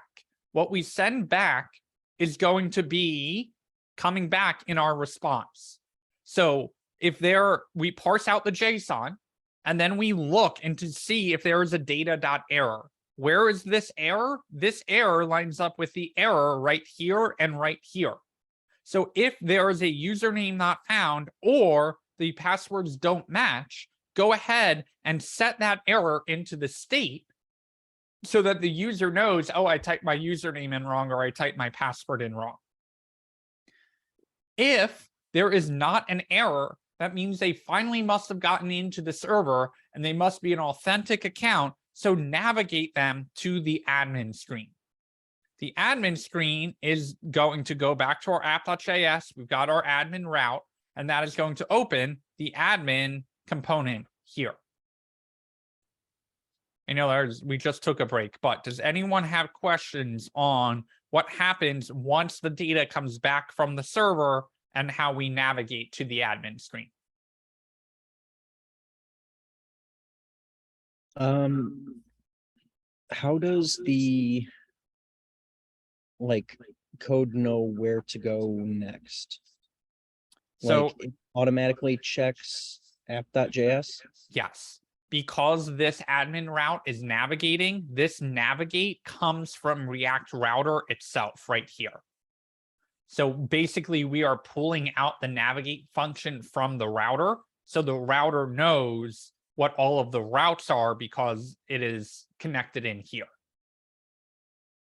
So because we tell it to navigate to admin, this admin goes to navigate, navigate comes up here to use navigate comes from the router. The router knows what all of the paths are because in app.js, all of the routes are stored in the browser router, which is coming from React Router itself. So it says, oh, you want me to navigate to admin. Admin lines up with this path here. Because of that, it is going to go to the element admin. Where does this element come from? Oh, it comes from the file in the same directory called admin. Where is that coming from? That comes from right here. So all of this stuff in here is what shows up when we navigate to admin. So app.js is like a hub because of the browser router. Correct. And the browser router comes from React Router DOM. So the npm package that we installed.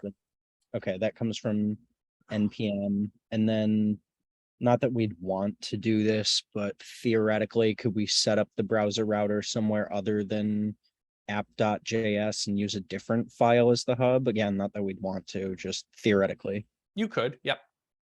Okay, thanks. If you wanted, instead of app.js, if you wanted to call it like layout.js or router.js, you could do that. Okay. You would just have to adjust index.js is what pulls in the app itself. So instead of pulling an app here and using it here, you would say like import router from router.js. And then down in here, instead of app, you would say router. Okay, so you'd normally use app.js by default because index.js references app.js by default. But if you wanted to modify index.js, then you could use something other than app.js as your router. Correct. Hub. What you Okay. cannot do is call index.js something else, but you totally can call app.js something else as long as index.js knows where to look. Okay. And that's just because of the way like NPM is set up or the way React is set up. Right? React is set up, yes. Yeah. Okay. So I don't, this might be a step too far. I don't think. Yeah, it's just the way React is set up. Okay. Okay, any questions before we roll forward on how login gets data back from the server and navigates to the admin screen if and only if the user is successfully signed in?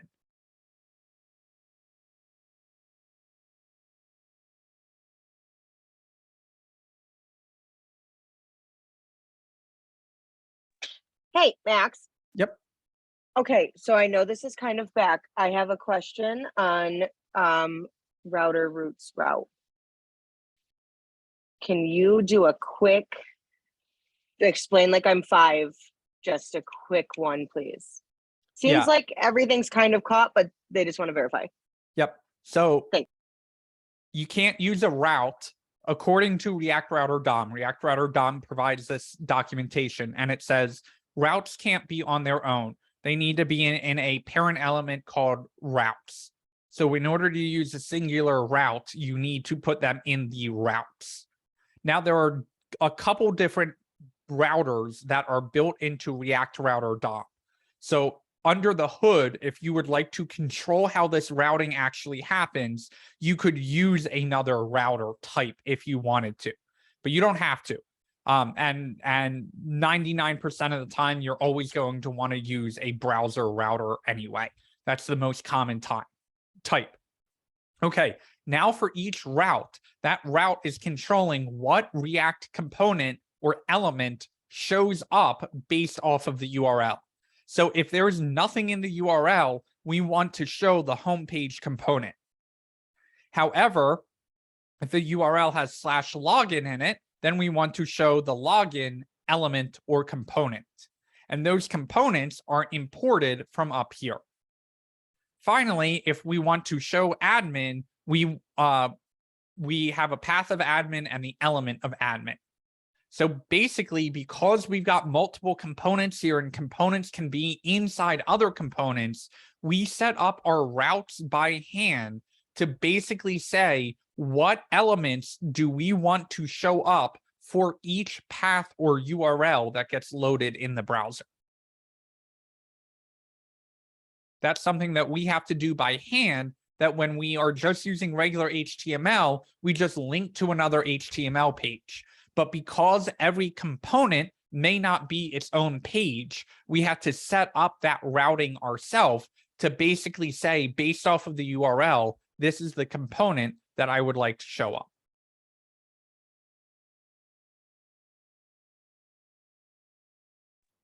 All set now. Thank you. No problem.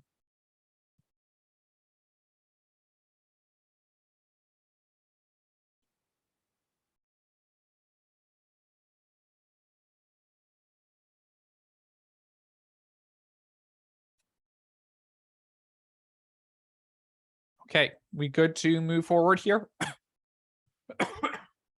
That was part 2 of our app. Let's say part 1, set up the back end. Part 1, set up the front end. The front end is browser router and all of our routes and create React app. Part 3 was getting the login to work. This login can't work without the back end.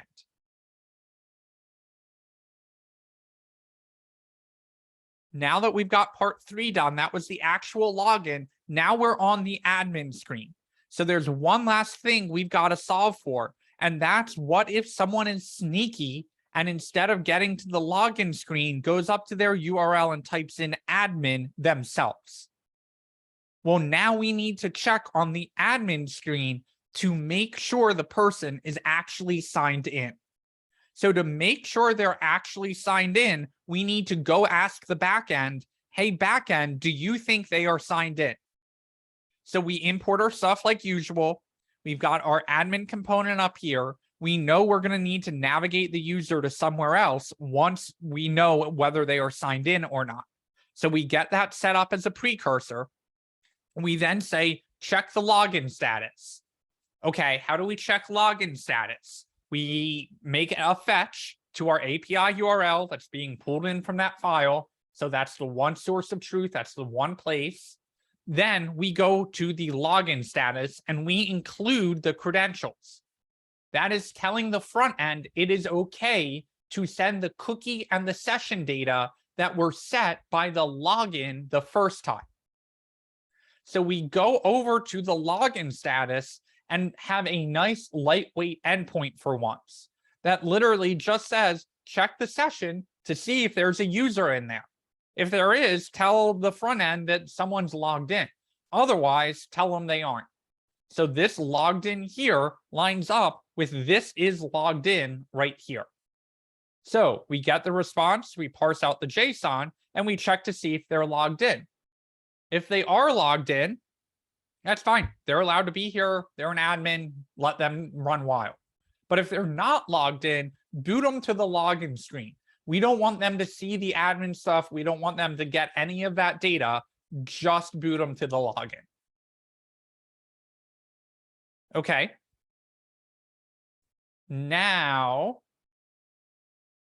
we come down to the return and we say, hold up. Did we boot them to the login screen? If we didn't boot them to the login screen, what we are able to do is show them the admin and show them the last part of everything, which is if they click the log out button, the log out link that we put here, make one final fetch request to the logout, but still include the credentials. We got to know who we're trying to log out here. So the logout says, oh, you're trying to log out, just destroy their session. They're no longer logged in. They no longer have a session, and tell them that they're no longer logged in. This rec.session is handled all in our express session package from up here. That destroys a built-in function to rec.session. So all we do over here, once we tell the backend to log them out, redirect them to the login screen so that they can log back in after they have logged out if they would like to.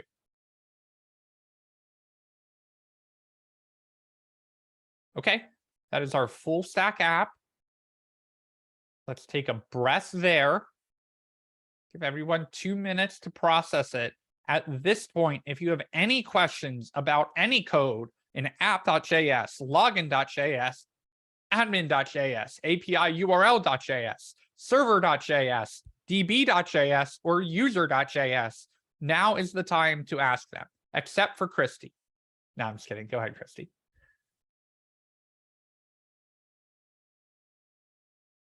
Okay, so I'm coming in and I'm working on my project and I'm creating it. So I need the admin.js because I'm gonna be the administrator. And then the API URL JS I need because I need to pull in that API URL from the localhost. And then the home.js is the home page. And then the login.js is the login page. So I need. It's almost like I got really creative with my file names. Right, well, right. But I need all of these pages because they all have a purpose for the setup. And then when I go over to my backend, so the DB was different because we created a folder. Did we create a folder on the back end because like on the front end, there's like the SRC and we can just put files in it. Did we create a DB because we needed to have a folder to put JS We didn't stuff? need to. We could have kept DB and user in the same folder as server, but it starts to make sense to group your files that way. and say, hey, whenever I'm working on a model for the database, it's going to be in the DB folder. It's not a Okay, yeah, 'cause requirement, the it's just a preference for organization. And then the server.js is yeah, because that's outside of that. Yep. So the db.js is what we need for our files for the database. And then user.js is for the username, like for where we put our information with the username. No, that's Yeah. we got- That is the model for the table. okay, user. And then server.js has to do with all of the things that we wait. Sir, I had it all, but I'm okay with server.js. Tell me what that's about again. That has all of our projects set up at the top of it to get Express set up and cores and all that good stuff. That has our server.listen down at the bottom, which is what is firing it up on 3001. And then everything in between is our endpoints. And those endpoints or those URLs are what our front end can make a request to, and our back end processes and then sends a response back to the front end. Okay. And so these, I didn't count them, but these are all the .js's we need to If have. your capstone is going to have login and authentication, these are all of the files that you would need to have, yes. And then, so for the admin.js, because remember we were talking about the other day, I was saying that we talked about people logging in, but as the administrator, so now this changes a little bit.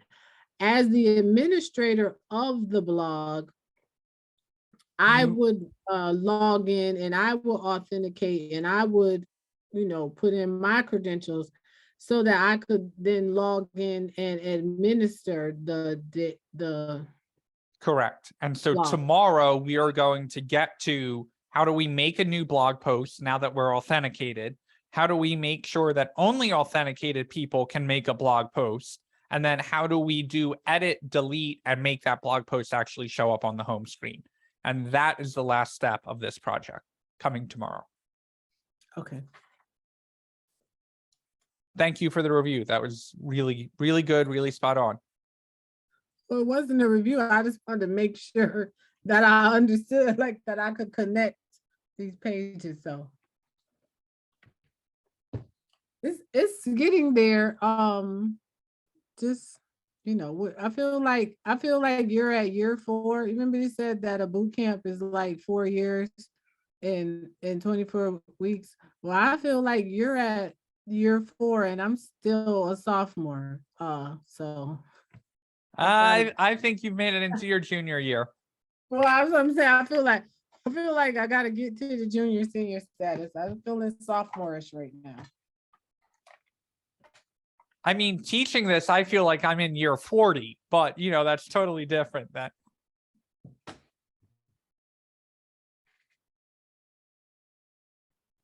Ariel, go ahead. Hey, so Christy, that's completely normal. There are days Max talks. Yesterday, going through the notes, I sat there wondering what level I was at. That does not go away with some of this, but you have to keep going through it. He's always at a 4, and sometimes he's at a 10, and I don't put up with his crap. You don't have to either. Just, listen to him. He kind of knows what he's talking about, but you will pick it up. It does get easier. It just takes so much more practice than the boot camp offers. I'm doing JavaScript and React again right now for work. So it does get easier. And in the meantime, give him as much shit as you need to. That's all I gotta do.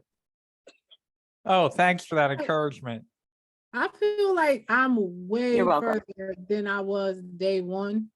But I just think you're feel- way further than you were at week 18, day 1. right, but still, like it just in my mind, my biggest thing is and I don't know if this is imposter syndrome or whatever, but I've been at a job where I knew my job. And so I just think about like this is just a lot. And then I think about even when I was interviewing for the apprenticeship, like, you know, someone like a Lockheed Martin, or you like thinking about the responsibility. Like this is a lot of responsibility. And So here's the difference. Let me just pause you for 1 second there. One, graduating a boot camp and shooting for Lockheed Martin may be a little misaligned. Lockheed Martin is like, even when I was helping organize the internship, they were listing off some of their job responsibilities. And I went, I don't know if I could do that job. And you're hiring for an apprenticeship? Like, are you kidding me? You know, like I couldn't believe the standard that they were aiming for their interns or their apprentices. With that said, the difference is that when you get hired for most jobs, you come in, you do a couple weeks of training, and you're expected to know your job. With an engineer, you come in, you do that couple months of training, and you're still not expected to fully know your job because you're a junior developer. And that's a really hard thing to wrap your head around. Of it's going to take you at least 2 or 3 years to know your job enough to be considered senior. And that's when, as a senior developer, you can say, let me at them. Give me the client demands, give me what needs to happen. I'm going to go take care of that. As a senior developer, I can do that on my own. And I actually just posted a blog post about this like last week, about entry level versus junior level versus senior level. And that is a hard thing to wrap your head around. Of, well, I've had a career before, I've had a job before, I did the couple weeks of training and I knew my job and I was good at it. You won't be able to say that with 100% certainty until you are a senior developer. Now, that is not to say that you will never feel like that. There will be days that you do a great day at work and you go, I learned something today, or I used something today that I didn't really get, and now I get it more. And that is one step closer to making me a senior developer. But you won't be able to confidently say, I'm a developer, I'm good at my job, and I know all of it. You'll never be able to say that you know all of software development. But you'll be able to say, all right, I'm good at my job and I know enough of it to be able to get things done as a senior. But that senior developer, like I said, takes at least 3 years to work your way up to. So all of that junior time is built into a good employer. A good employer understands that you're not going to be productive on day one. A good employer understands that it takes years of experience and practice to be able to handle something on your own as a software engineer. So that is, I mean, a good goal to aspire to, but at the same time, important to know that no matter how great the boot camp is, no matter how much time you invest, there's no way to go from junior level to senior level developer in 6 months if you are doing 120 hours a week in class. It just doesn't happen. And that's okay. And the industry knows that, and the industry is set up for it. Well, I feel good. I mean, I know that I know way more now than I did. So I do have that confidence. It's just that, you know, we're I guess tying it all together. I think once we work through all of this, it will. I've been doing exercises outside of class, and I honestly can say, like, when I'm doing my exercises outside of class, like that West Ball stuff, I'm like, okay. Like, I know it. Like, I won't say I know it, but I've heard it before, and it's not foreign, and I'm getting through it, and I'm getting things done. And so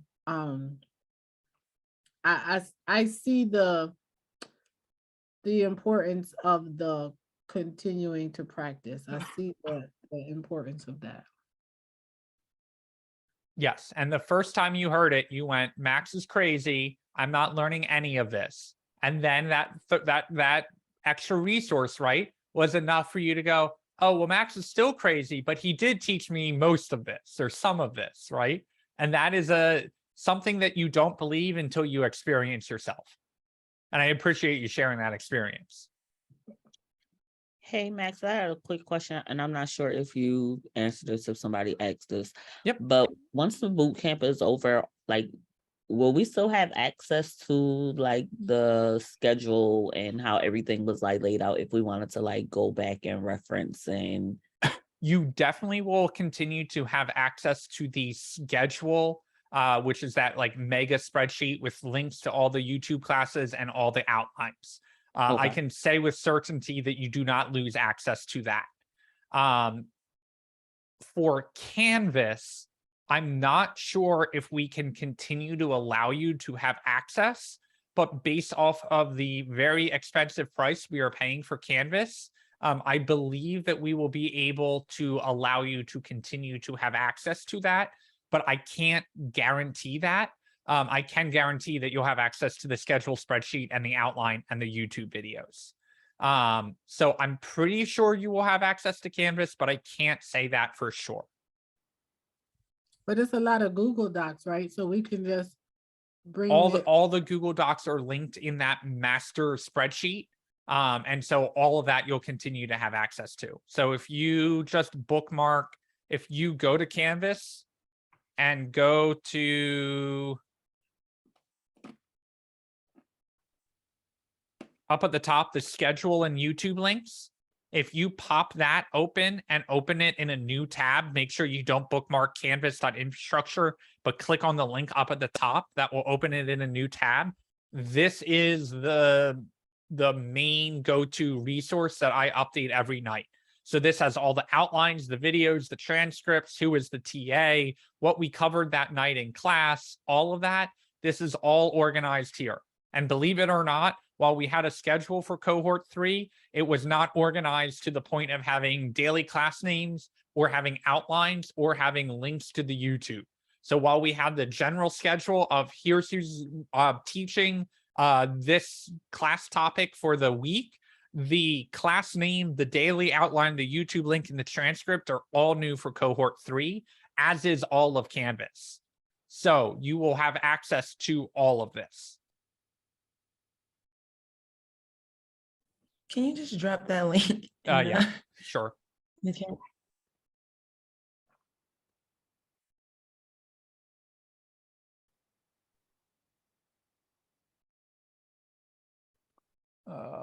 That is in the live stream and it's coming in Zoom. Hey, Yeah. Max. Yeah. Okay, so they still have the YouTube. They still have a public GitHub, right? Yeah, our code base that we use for cohort 2 has not been as updated as cohort 3's is. So that will get updated as kind of a surprise at the end of the cohort.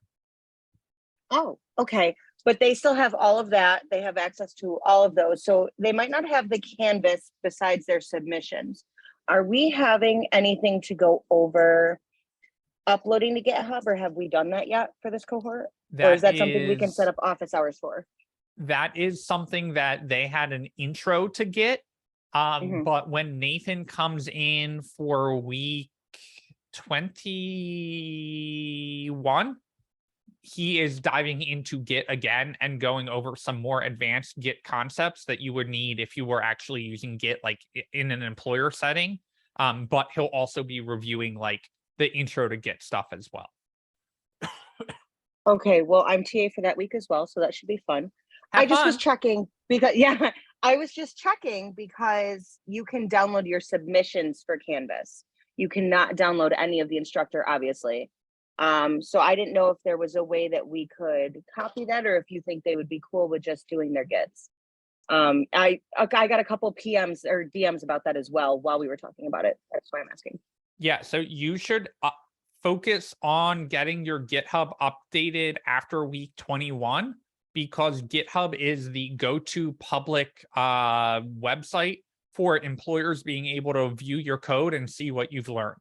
So that portfolio website that we made all the way back in what, week 6, week 5, you should go update that, or have some other portfolio website that has examples of the projects that you've completed.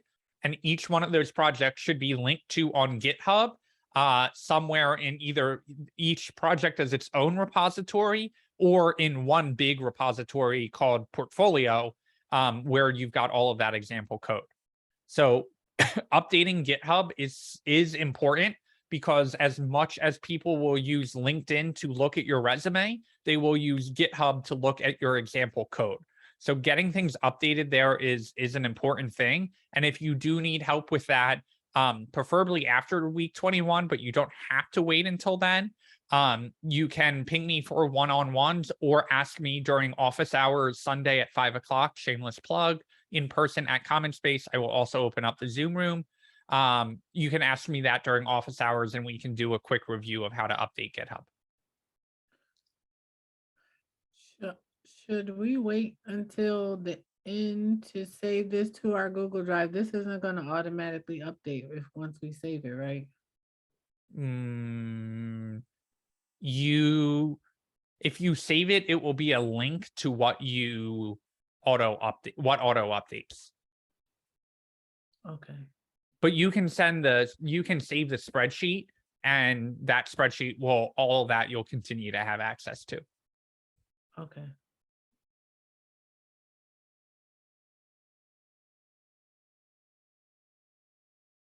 Okay. So here's where we are at. I know there were requests to go through the app in the order that we went through it in terms of building it, as opposed to the order the computer or the user executes it. I am going to create a quick poll to see if we would rather just have an open question session for any capstone questions or project setup, or if you would prefer to go through all of the blog code again in the order that we actually built it.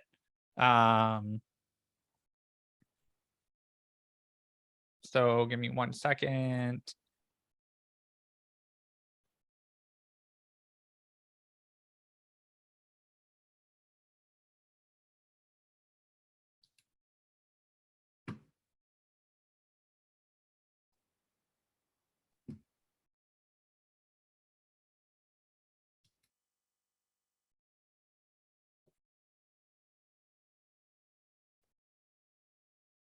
Okay, poll is headed your way. I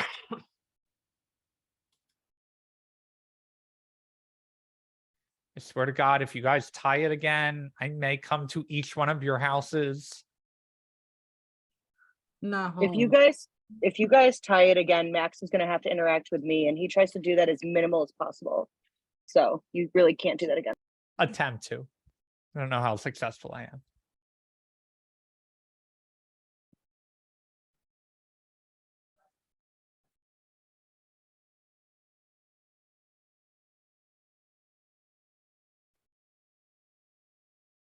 Nine votes in, 14 students. Make up your minds. Ariel, can you see the live poll results as co-host? Yes, sir, I can. We're looking at 611 and 511. 11 votes in, going for all 14, so we can decide how we want to spend the next 23 minutes together.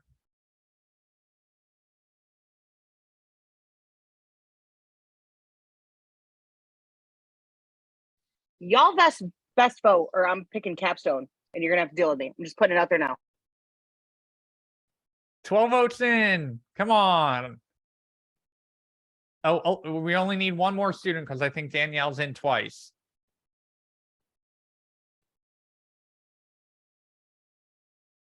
Going once, going twice. Oh, that's everyone. We got 13. All right. Blog project it is. You guys just can't get enough of this project, can you? You got one more day of it tomorrow, but you really Critical. want to get it. This is critical. Okay. No, I'm fine. I mean, clearly I know how to do it, so I don't mind talking through all of it again. Okay. Give me 1 second and then I'll dive in.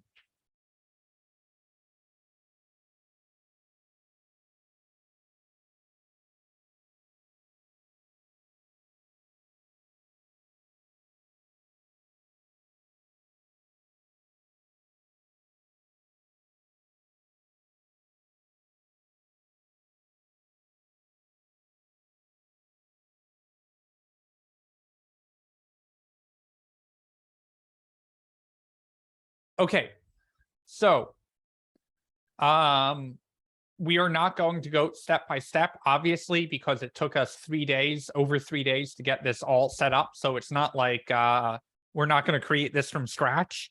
Believe it or not, I probably could do this all in an hour. I could not do all of this project setup in 22 minutes. So we are going to start high level. We have to create our project folder, basic starting point for anything. So we create our front end and back end folders. We open them both open in VS Code. Now, in order to start on our back end, we run npm init-y. That creates our package.json folder file for us. That sets us up so we can npm install other packages, which we do with Express and cores and body parser and Sequelize. And you can also install Express Session and Session Connects Sequelize if you knew you needed that setup.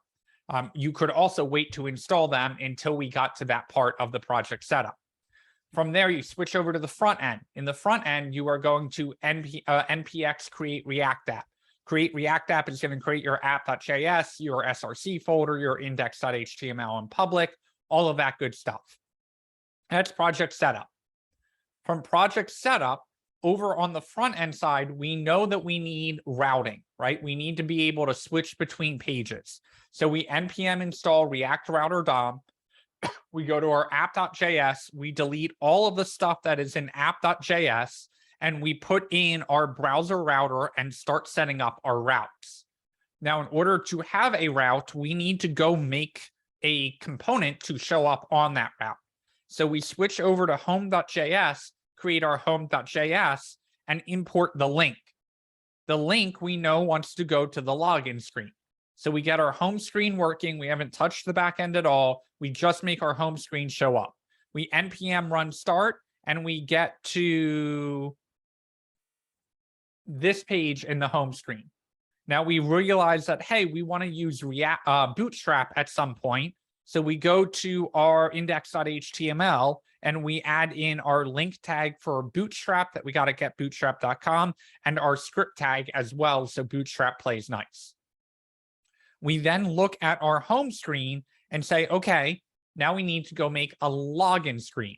So still not doing anything on the back end, but we go make a login component.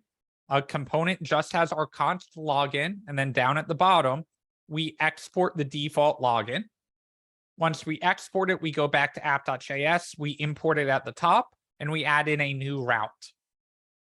Now, when we click on the link in our home screen, we get a link to the login. The login router knows to fire us over to the login screen.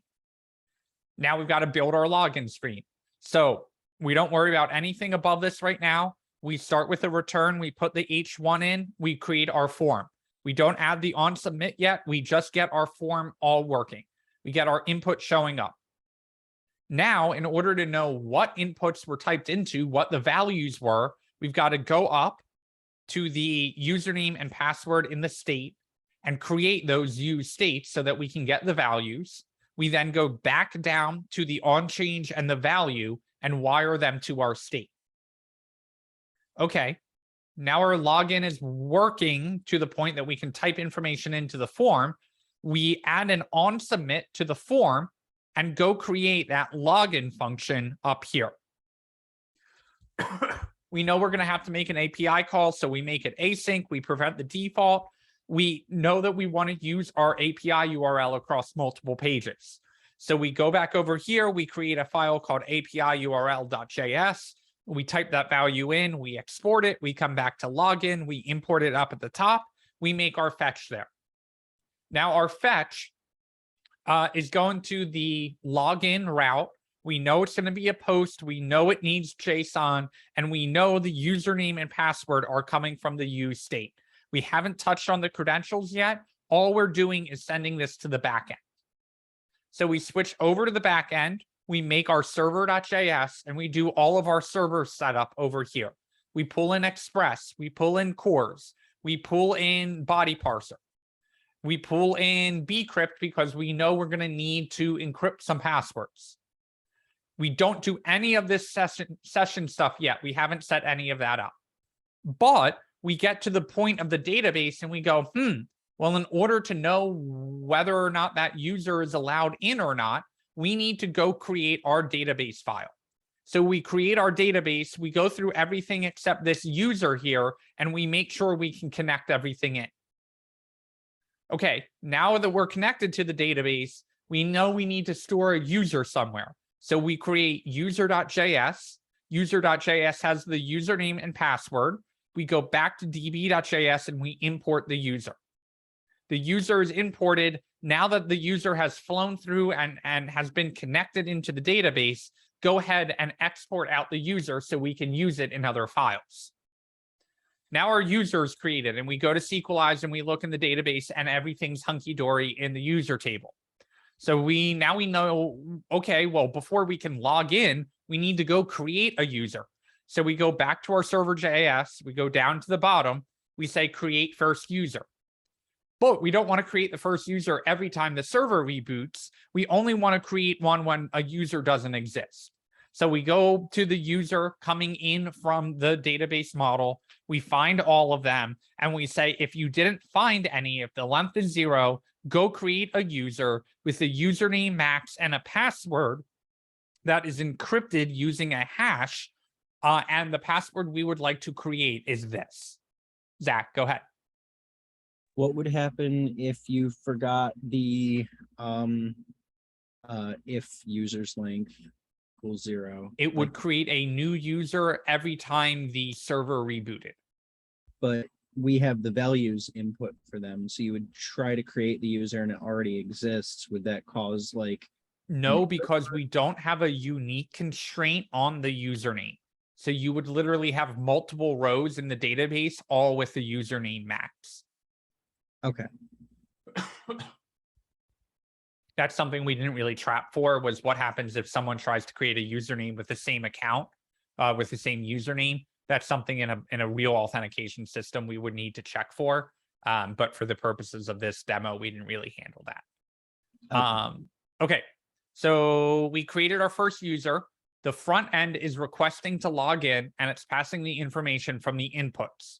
So we go back up to the login, and now we create our server post login. We say it's async because we know we got to get data coming from the database. And we say, hey, go to the database and find a user where the username matches what username is getting sent in from the request. Go look in the database, go try and find a user with that username. If there's a user that does not have that username, send it back to the front and error it out. If there is someone who matches that, go compare the password coming from the user.password. That's what's in the database. That's what's coming here. Compare that password to the password that the user sent in when they just tried to log in. If it matches, store that user in the session. Oh, hold on, we haven't done session yet. So we stop. We can't just use rec.session. We need to set up our session up here. So we npm install express session. We connect session Sequelize into our actual database, and we tell the server API, the express server, to use the session information in here. Okay, now that we have that session configured, when the login is successful, we can take the user that's coming out from the database and store it into the session in the request. Then we send back, hey, you're signed in, you're good to go. If there is a matching password, if there isn't, we send back, try again, passwords don't match. We pause here. We are done with the back end. Now we need to get the back end doing the right thing on the front end. So we go to our front end and we say, hey, if there is an error, set the error in. Well, hold on, we haven't created the error yet. So we have to go up and say, go create another use state for error and set error. Go set the error based off of the response from the API, and then go make that error show up down here. So we get our error hooked into the state. Everything's rocking and rolling there. The error message shows up, but we check to see If there is not an error, navigate to the admin screen. Okay, well, there is no admin screen yet. So we go create admin.js. We make this basic component up here. We return out a div with an h1 of admin. We go to app.js, and in app.js, we import admin. Then we create our route /admin so that admin is its own route, or essentially its own page for that component. Okay, now that we've got our admin, we are able to say, hey, let's add a logout button. So we do a logout that includes the credentials from the login, and we route it to API URL, which we've got to import from up here. And we say when they log out, go make a GET request to log out. Well, in order for that to work, we come back to the back end, we create a server.get logout, we destroy the session, we say they're not logged in, and then back on the front end, once that logout is done, we navigate them back to the login screen. Larry, go ahead. Are we setting the credentials as well so they know who to log out, or? Exactly, yes. All right, thank you. Yeah, if you ever make an API call that does not have the credentials include, it will not include the cookie or the session data, so we don't know who it is. If we effectively don't include the credentials, the backend would assume the user is logged out. Okay, now finally, the last step we've got to do here, yes, believe it or not, we just went through all the steps of the past 4 days in what, 10 minutes? But the last step we need to do is if they're on the admin screen, we want to make sure they didn't cheat, skip the login screen, and go right to the admin route. So we do a use effect up here that runs when the page first loads. And when the page first loads, we go check the login status.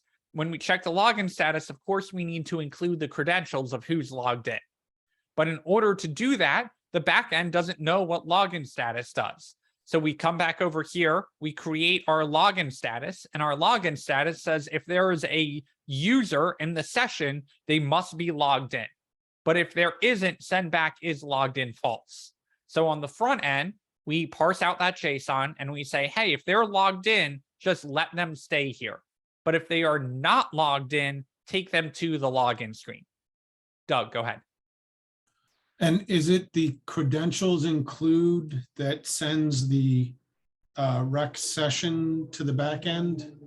It sends the cookie to the back end, at which point the express session will match the cookie up with the session and reload the session in rec.session. But rec session exists because we're sending the credentials? The credentials that are stored in the cookie, yes. Okay, thank you. So credentials include sends the cookie. The cookie ID is recognized by express session. Express session matches the cookie ID in the sessions table in Sequelize, pulls the data out from the session that was stored in Sequelize, and stores it in rec session for us to use it. Okay, so without the credentials, the being cookie sent doesn't with get the sent. Correct. And then rec session user would be undefined or null. Correct. Yes. Okay. It would cascade. If we don't credentials include, the cookie doesn't get sent. If the cookie's not sent, we can't go to the database to find the session. If we can't find the session, the user never gets set, and then rec.session would be empty. So yes, if you don't credentials include, the session doesn't work and we assume they're logged out, but there is a chain of events to get that to not work or to work. Okay, thank you. Okay, so finally we say, well, hey, if they're not logged in, they probably cheated and went right to the login route, or their cookie expired, take them back to the login page. Otherwise, they must be logged in, let them stay here, and show them the logout button. It's really a simple app, guys. I don't know why this would really... No, this is a good guts, good starting point. And some people would even save this as a boilerplate to say, hey, if I'm going to start a project, my project needs a login. So let me just save this as my starting point, and I will use this for every project because I know I'm going to need a login screen.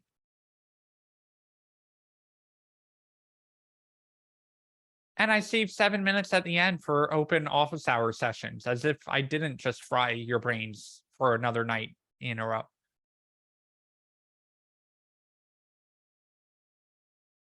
Danielle or anyone who voted for go through the order we did it, was that helpful? I know it was fast, but did it connect in with the first part of class? It was extremely helpful. Thank you. I need repetition to understand things, so I really appreciate it. Thank you. Happy to do it.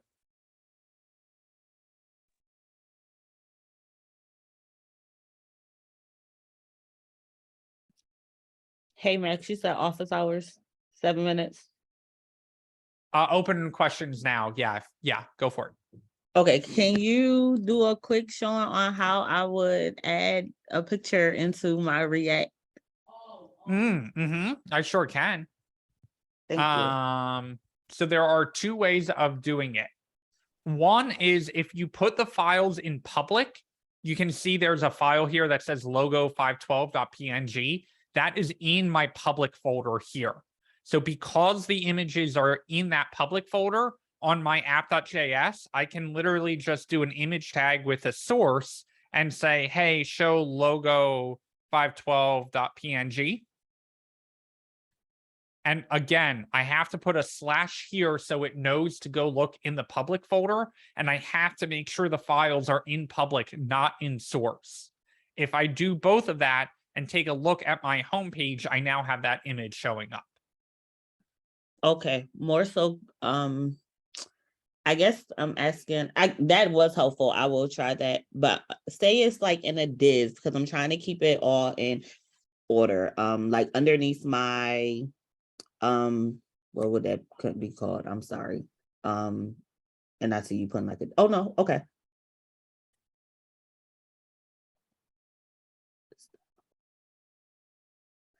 Oh.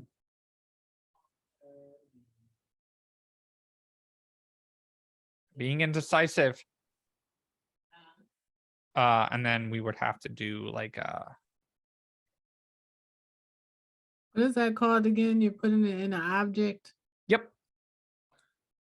This is exactly what it's called. It's an inline style, but inline styles in React we use as an object instead of as a string. So it has to be inside of its own. No, I'm sorry. I don't know if that answered your question. I'm sorry, did you make a div class or that was just there? I'm just wanted to just double check. I made that div style. This div class name was already there. Just wanted to double check, and thank you, because as many as videos that I watched, I didn't see it done that way. So that's helpful. Thank you. I mean, you could also just do like a width 200 right here and then not need this width at all. No, they was like importing it in, and it was just not. Okay, I guess hold on. Of the div. I know 5 years from now, a React developer is going to watch this video and come at me for putting it in the public folder. So I will show you the other way of doing it as well, which is the more preferred way of doing it for reasons that are way too complicated to explain in 3 minutes. The other way of doing this is I'm going to copy this file and paste it in my SRC. And if it is in my SRC folder, I can no longer just reference it by the file name here. Instead, what I need to do is import my logo from the file path, which is logo512.png. And then down here, instead of passing it as a string, I'm going to pass it using my JSX. So now when I come down here and I refresh the page, I still get the same logo. Okay, gotcha. So this is the slightly more preferred way of doing it, largely because when you build all of your code, it will bundle up your image as part of the whole deploy that it's trying to make. There are optimizations that Webpack make. You're getting way in the weeds when you get into that. And I have been in the middle of those battles and do not know enough to confidently teach it, but it is a slightly preferred way to put it in your SRC folder, to import it here. And because you're importing it here, React basically has more control over it. So it can optimize it and use it a little better. And then when you use it here, you do the single curly braces and reference whatever you imported it as up here. Okay. Thank you. Again, slightly preferred to do it this way. If the other way made more sense to you by putting it in the public folder and just using a regular image source tag, I ain't going to be the one to correct you and tell you to do it the other way. Okay. I'll try the first way because it definitely seemed easier. Sure. Yeah. Doug, go ahead. I got a follow-up question to the image question. If you wanted to put your images all in a folder together, could you make a new folder in source and just do a path to that? Yep. And could you put them in a folder outside of source and make a path? No. No. The only place you could put them outside of source is public, but if they're going in public, you don't import them. You just use the file path. Okay.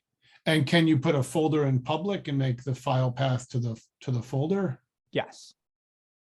Okay. So if I put my logo in my IMG folder up here, I just need to put IMG in that file path, and then it still works. And I could take this whole IMG folder, move it into my public, and then switch it back to /IMG/ logo 512.png and refresh, and that still works. Okay, thank you. Add that to the list of things I probably should have taught in React before we took a week off and made React only 2 weeks instead of 3.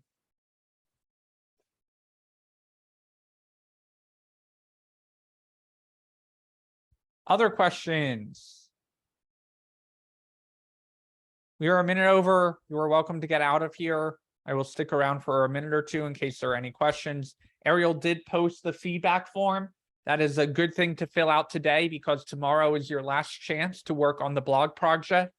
So if you have any questions, if you have any feedback, if you would like anything to change for tomorrow's class, I will be reviewing that first thing in the morning.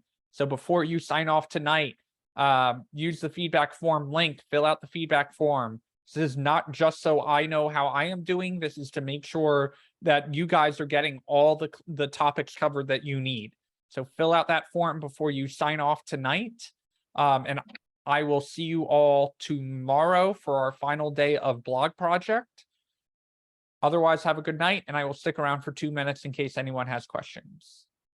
All right. Good night, everybody. Good night.